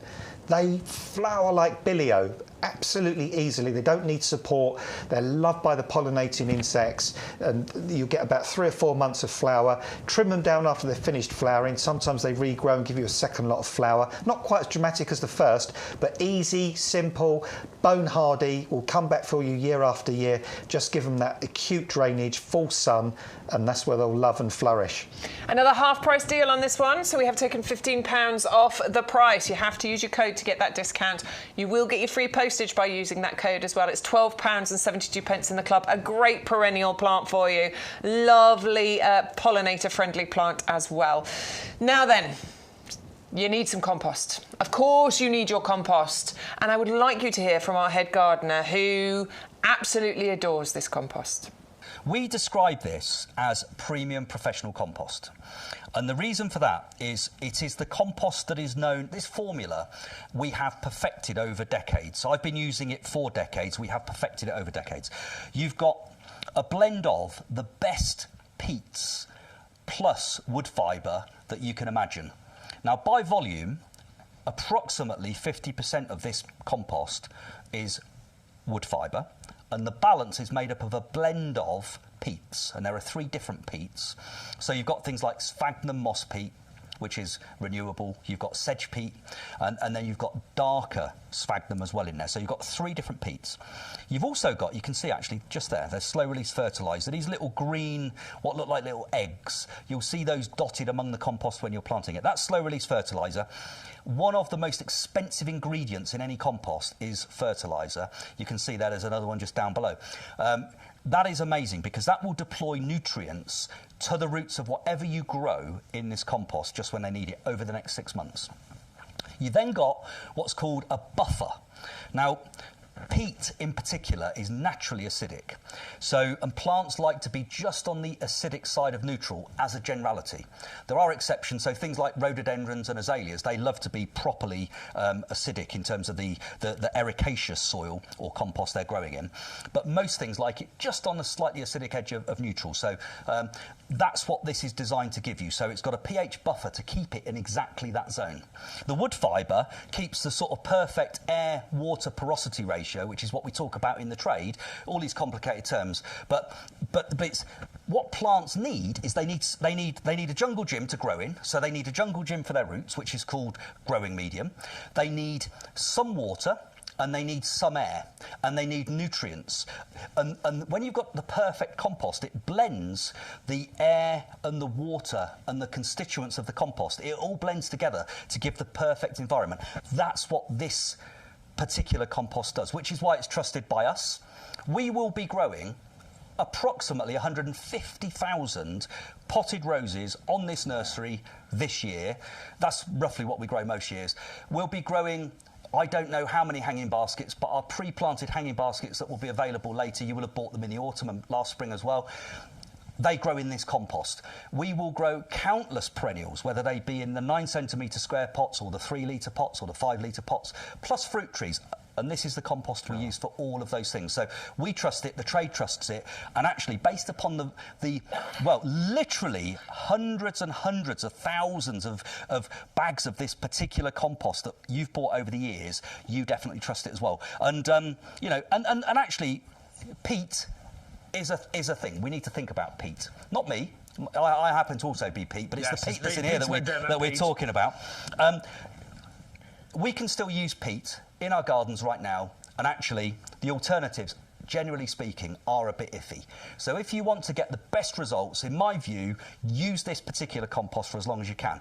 It's got 50% other material in it, which is the lowest level we could get to and still have a professional quality product for you and for ourselves. So we've been as eco-friendly as we can, and we jumped onto that particular that approach years and years and years ago. So this is the same formulation that we've had for at least the last 6 or 7 years, with 50% other material to bulk out the peat, and it still works better. So I would say this is, in my opinion, it's the only compost I use at home. It's the compost we use on the nursery.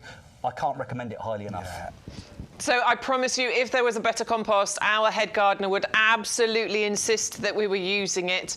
It's the compost that we all choose to use, not just because we, sell it, but we actually choose to use this compost because we know the results that we get from it. This is Sean in his pub garden, in his mum's garden, in his garden, using that compost. It is fantastic. It gives the best results, and that's why we continue to use this both at home, but also here at the nursery. It's so easy.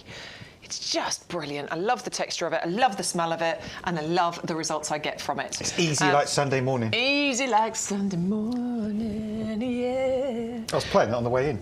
Were you? Yeah, I was playing my Lionel Richie CD on the way in. Yeah, love it. I don't know why that's made me laugh. Dancing on the ceiling and all that kind of stuff. I could just see you in your truck. I was singing my little heart out. Singing away to Lionel Richie. I love Lionel Richie. You're so sweet. Isn't he lovely?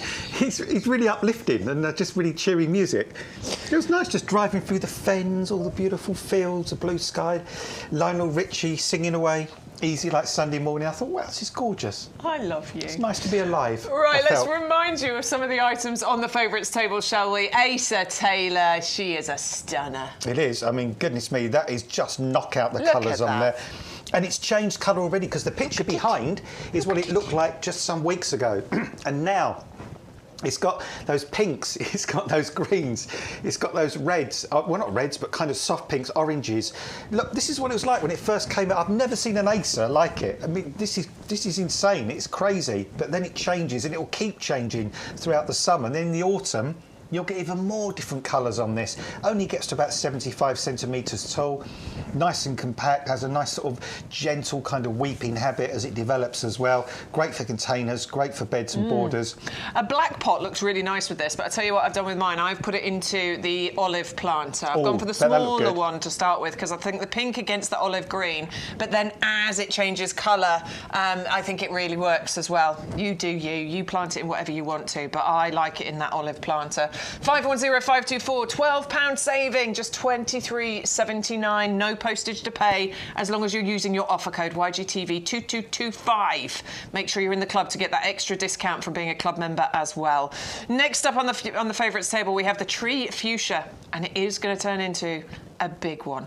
2.5 metres each one of these can reach. You're going to get 6 plug plants, and they are big, chunky plug plants. Look at the size, the health, the vigour, the sturdy stem. Even on a plant of the size it is, that is a really nice, strong, sturdy stem you're getting on there. We can see they've had to chop them off already. I mean, they'll probably double that height. But yeah, these are definitely fuchsias with a future, because these are going to get really, really tall, 2.5 metres tall. And if you look after them through the winter, stop them from getting the worst of the wet and the frost, you can get them to go through from year to year. So perhaps try and grow them in pots or containers. Then you can protect them during the winter. But very unusual. You would not look at that and necessarily straight away say, oh, that's definitely a fuchsia. It looks like a fuchsia flower. Very different, very unusual, lovely foliage, masses of these sort of purple flower heads for a long, long period of time. From a bit of a distance, almost looks like lilac flowering away. But I love these, different, unusual. If you grow these in your garden, I guarantee most people will say to you, what is that? What are those? Because people will not recognise these straight away. No, definitely not. I wish I could grow them this year, but it's just not. It's not going to happen for me. I can't wait. Please let me know if you're getting them, and definitely send us pictures later on in the year, because that is one that if I had the space, I would grow that one this year.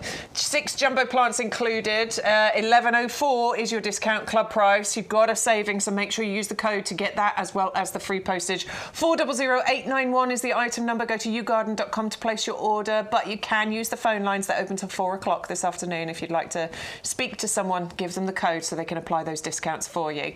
In the middle of the favourites table, we've got the Gazania sun carpet, a carpet of beautiful colour. Just take a look at the flower that's on the plant that's there right now. Says it all, doesn't it? That one Because that flower. is just perfect. It's perfect. That flower is absolutely amazing, and you're going to get...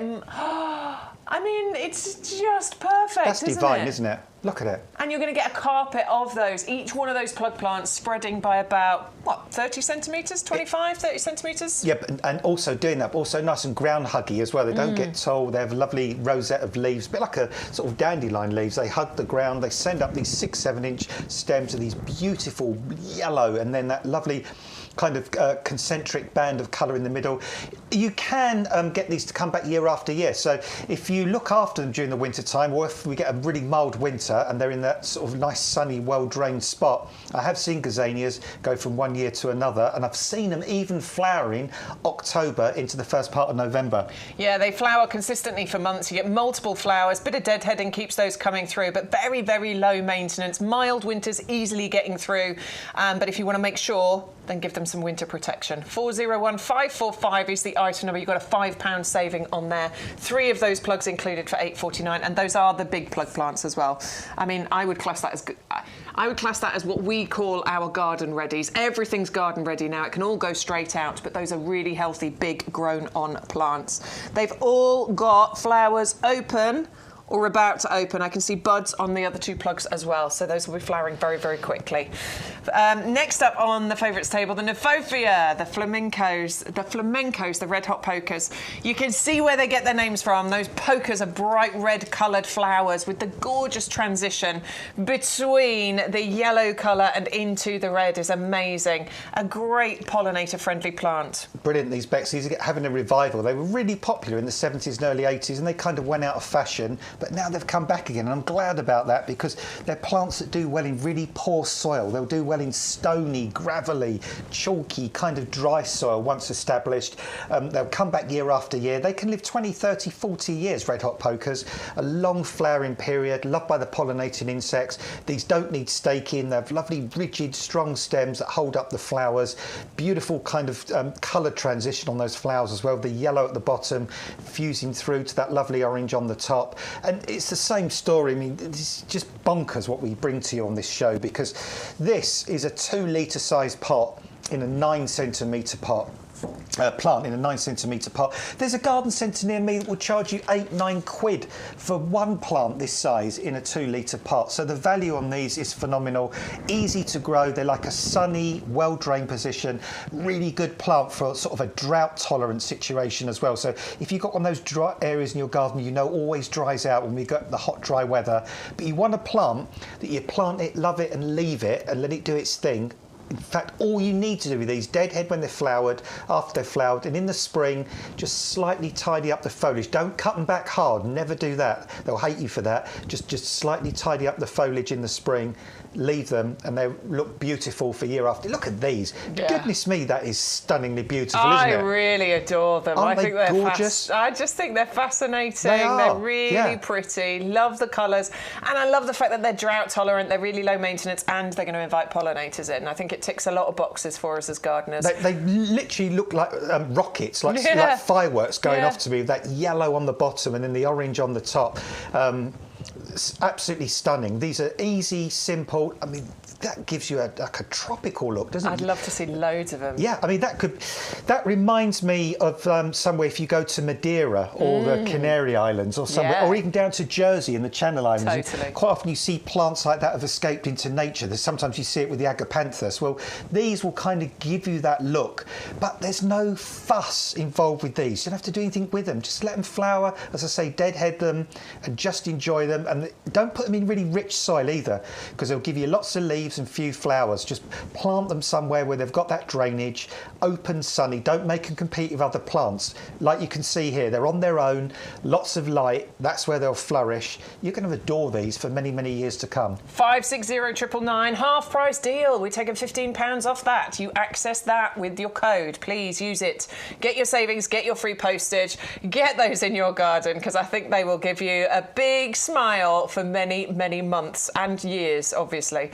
560 as I say, is the item number for that one. It is the joint most popular item on the show today. And here is the other one, which is our Rose of the Week, the Rose Arthur Bell. This is the climbing one. So this needs a support, a structure to climb up, which could be an archway, a pergola, a trellis going up a wall. It's divine, isn't it? It is. I mean, I can smell it from here. it's such a beautiful scent. You know how much I love Arthur Bell. I'm growing the shrub variety, and the reason I love it so much was the first rose I planted in my garden. So it taught me about roses and the fact that they're really easy to look after. But most importantly, it is to do with the colour transition between the flowers that you get on this one. It is. And you can actually, if I turn this rose round, you see the back of it. I don't know if Matt can get in on it or not, but just at the very back, you can still see a little tiny little flush of there we go. Look, even where's that leaf? That's it. It's this one here. Look. Yeah, so a little blush pink. Little blush of red, even on the petals, even now. And this rose, this flower's actually getting towards the end of its time, but it transitions all the time. They start deep yellow, pale yellow, and then they almost go to a whitish colour as they finally sort of fade.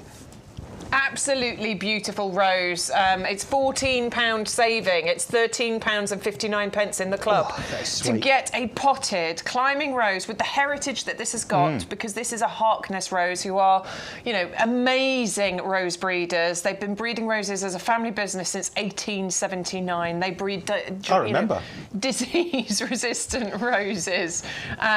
So you have got real heritage behind this particular brand here as well.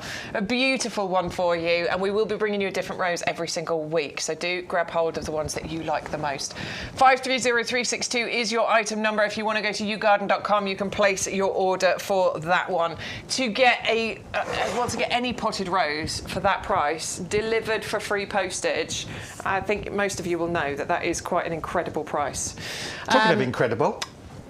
Talking about incredible, we have brought the other incredible hydrangea into the potting shed, and we're going to talk to you about the Hydrangea Incredible for you, which is this beauty that we've got here. This is one of the ones that I've potted up. It's currently in one of the heavy-duty pots, taking it with me to the new house. Good. So it's going to live in that. It's a temporary home in the heavy-duty pot, and then I'm going to plant it up when I get into the new garden. Have you spied something on this, Bex? I'm sure you have, because you're very hawk-eyed when you see your plants. Look, there. Ah. Flower bud. These flower on new wood. That is. Which is really, really good. And there, look. So. Oh, is that? Yeah, I think again, flower bud. I think it might be yeah, right little in the flower bud centre. in the middle there. So I'd say there's a 99% chance that these are going to flower for you this year. The plants we've got. This is the quality, the size of the plants that comes out to you. It's amazing how quick they grow, actually. They do. The stem. I've been blown away a little bit by how quick those stems are actually growing. They are quite vigorous, aren't they? They are a plant where you need to keep the faith. The reason I say that is because you can get to the end of the winter and see one of these, right, and it's just a stick, looking thing, isn't it? You think that's gone. You're never going to do anything this year, and then all of a sudden they start to shoot, and once they get going, boy oh boy do they get a move on, or a romp on, as I like to say. I've got one of these myself, again from YouGarden, in my own garden. It's about half the height of this again. The flower buds. Is it new? Yeah, new. Got New it this this year. year? Yeah, and the flower buds are a little bit more advanced than this one. So mine's definitely flower this year, and you get these beautiful flat heads of flower. And although this one's got that sort of flat head look to it, this is one that will flower for you on the New Year's wood. So don't think, oh, because this has got more of a mop head kind of flower, I can't trim this down at the beginning of the year. You can. So if you, for instance, if you had this for a couple of 2 or 3 years, and then you decided at the end of one winter it's a little bit too tall for you, trim it down to the height you want it to be, and all those new shoots that come through, like on here, they'll flower for you the same year. Sunny position, dappled shade, part sun, moist soil, easy to grow this, and this particular one has been bred to have those slightly stronger stems as well. So when we do get the wet and the wind, those flower heads stay upright. They're not going to snap and flop all over onto the grass. So stunning plant, this one. Easy, simple, really, really impactful plant. Say goodbye to Louise. Oh, bye, Louise. She says she's popping out, but she's going to place an order later. Thank you for your company, Louise. Ruth is also saying goodbye as well. No, bye, Ruth. See you on... We're here for another 10 minutes, but we'll be back on Thursday for another one. Come back and join us then. Louise said thanks for responding to my email. Can't wait to get some berries. That was her with the berry bucks. One of my welcome. Favourite songs ever is called Louise by the Human League. If you get a chance, listen to it. It's lovely. It's beautiful. It's a really nice song. Is it? It is. I like learning about your music toasts. Yeah, it's called Louise. You must know the Human League. I do know the Human League. Because they Don't You Want Me Baby. Everybody knows that. Everyone knows that one. That was probably world famous, that song. It was their biggest hit ever. Right, if you want to get the Hydrangea Incredible, that is available to you. If you want to get ahead and look on the website at everything that we've got on the show that's got the free postage, go to the website, yougarden.com. Click on Live Now. There's a little button somewhere that will say Live Now, and then scroll down. Everything you'll see there is the items that have got the free postage as long as you use the code. We're going to bring you onto the oleander, the tricolour bush here. Now, we've been bringing you oleanders for a while, several years. In fact, there's very few places you can get oleanders from. We kind of had the monopoly on all of the oleanders for a little while there. This one is fantastic because, and you can see it really beautifully on this plant, you have got a white, you have got a red, you have got a pink, and they are all growing together in harmony in the one pot. Which is means, good. Yeah, you're going to have such interest on this plant. Because this is going to develop, and as it develops, they're not going to outgrow each other. They're going to live in harmony. They're going to mix and mingle. So you might have a small space, and you might think to yourself, I want a pink, a white, and a red one. I haven't got room. Now you have got room because 3 colours are in one pot. You can do something else as well. Our head gardener, he said, if you fancy it, you can take it out the pot. Split it. You can split them apart, and you can divide the 3 into 3 separate plants and pot them on separately if you want to. But if you don't, have that mix, have that lovely mix of colours. Oleanders are beautiful plants. Lovely, lovely evergreen willow-shaped leaves, beautiful flowers for a long, long period of time, flowering now right up until the autumn. If you're going to plant them in your garden, the hottest, sunniest, brightest, most sheltered spot possible is what they like. By all means, though, do give them protection in their first couple of years during the winter. These will take about a -1, -2, but when they're this small, they will need you to hold their hands a little bit for them through the winter. Keep them away from those really, really harsh frosts. Ideally, grow them in a pot or a container if you can for the first 2 or 3 years, and make sure the soil you put them in is well drained. They'll absolutely hate you if you put them in heavy, wet, cold soil. But I've seen loads of these in recent years. In fact, where was I the other day? I meant to flipping write it down. I walked past somewhere. Oh, that's it. When I was in Chiswick. I saw one in somebody's garden, about 2 metres tall. When you were at QVC? Yeah, I saw one in the Chiswick area. It was about 2.5 metres tall. It was actually hanging over the fence, kind of onto the footpath, and it was smothered in flowers. So that's been there a good amount of time. Yeah. And even, I know you get that heat effect in that part of the world, but that oleander, in the time it's been there, even there it probably had a few sort of cold winters. So once they get bigger, they get much, much more hardier. Right, do remember it's toxic if eaten, so don't eat it, and don't let your plants eat it. Wear some gloves when you're trimming and pruning it because it can cause a little bit of irritation. But a beautiful plant. If you want evergreen colour, you want flowering ability right the way through to autumn, and something pretty easy to look after, look great in a pot, and makes it much easier to give it that winter protection it's going to need for the first few years. It's just £15.29 for 3 different plants essentially in the one pot. You will be saving £7 on that particular deal by adding in the offer code when you place your order. This week's code is YGTV2225, and that will give you that £7 discount as well as that free postage. Another one we wanted to quickly show you was the Volcano palm, the Chamaerops humilis here. Now this one is brilliant for producing the tropical feel in your garden.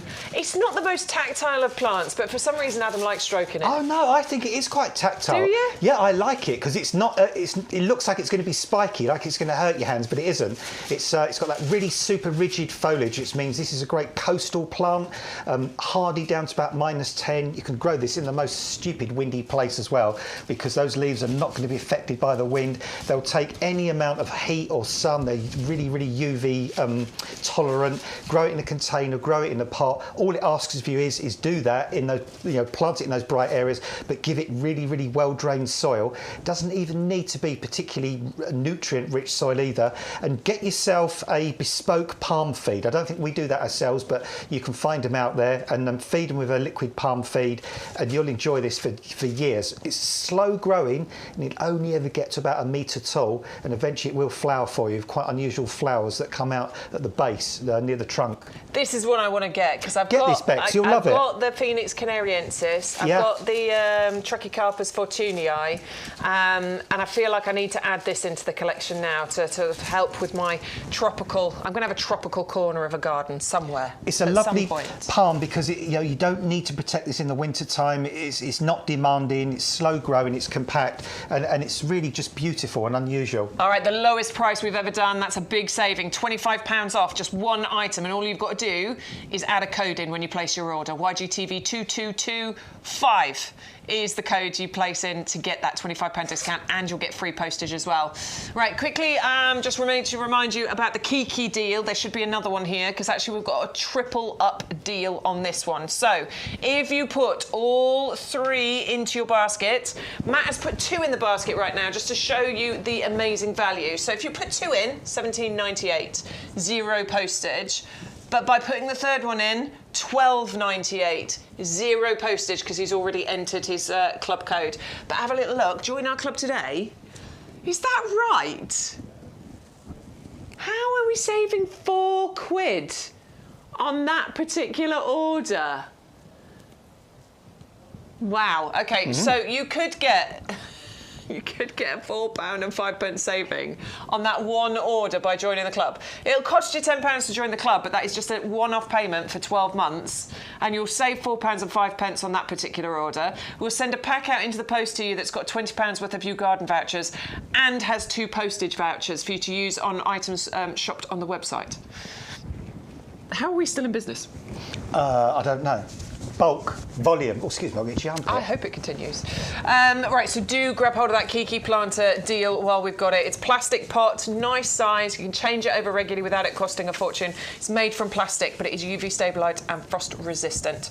Just going to show you the Formium, the Platts Black here. And this, I mean, check out the size of this plant, but also check out the beauty. I love the green bit down the base here, and then these sort of almost black, but, well, they're not black. They're more sort of bronzy, chocolatey colour stems. It can get darker than this. If you plant this in full sun, well-drained position, this is super wind tolerant as well. So if you like the humilis, the little Chamaerops humilis, this will grow in the same area. Full sun, well-drained, really dramatic, good centrepiece. Eventually they do flower as well. These really kind of beautiful bird of paradise kind of flowers. Well, aren't they? Yeah, really sort of red, different, unusual. This is a hardy plant as well. And they actually used to use these years ago in New Zealand to make baskets. Used to weave them because they've got those really strong, tough leaves. Oh, I'd like to do a bit of basket weaving. That'd be fun. All right, so that's 510838. You're saving £10 on that. I just want enough time left to say thank you very much. It's been really nice having your company. Thanks for sending all your pictures and your questions and your comments and joining in with us. We always love it when you're here. We will be back on Thursday. Is it you? No, not this week. I will see you on Thursday. Looking forward to it. Take care, everybody. Get in the garden. Bye.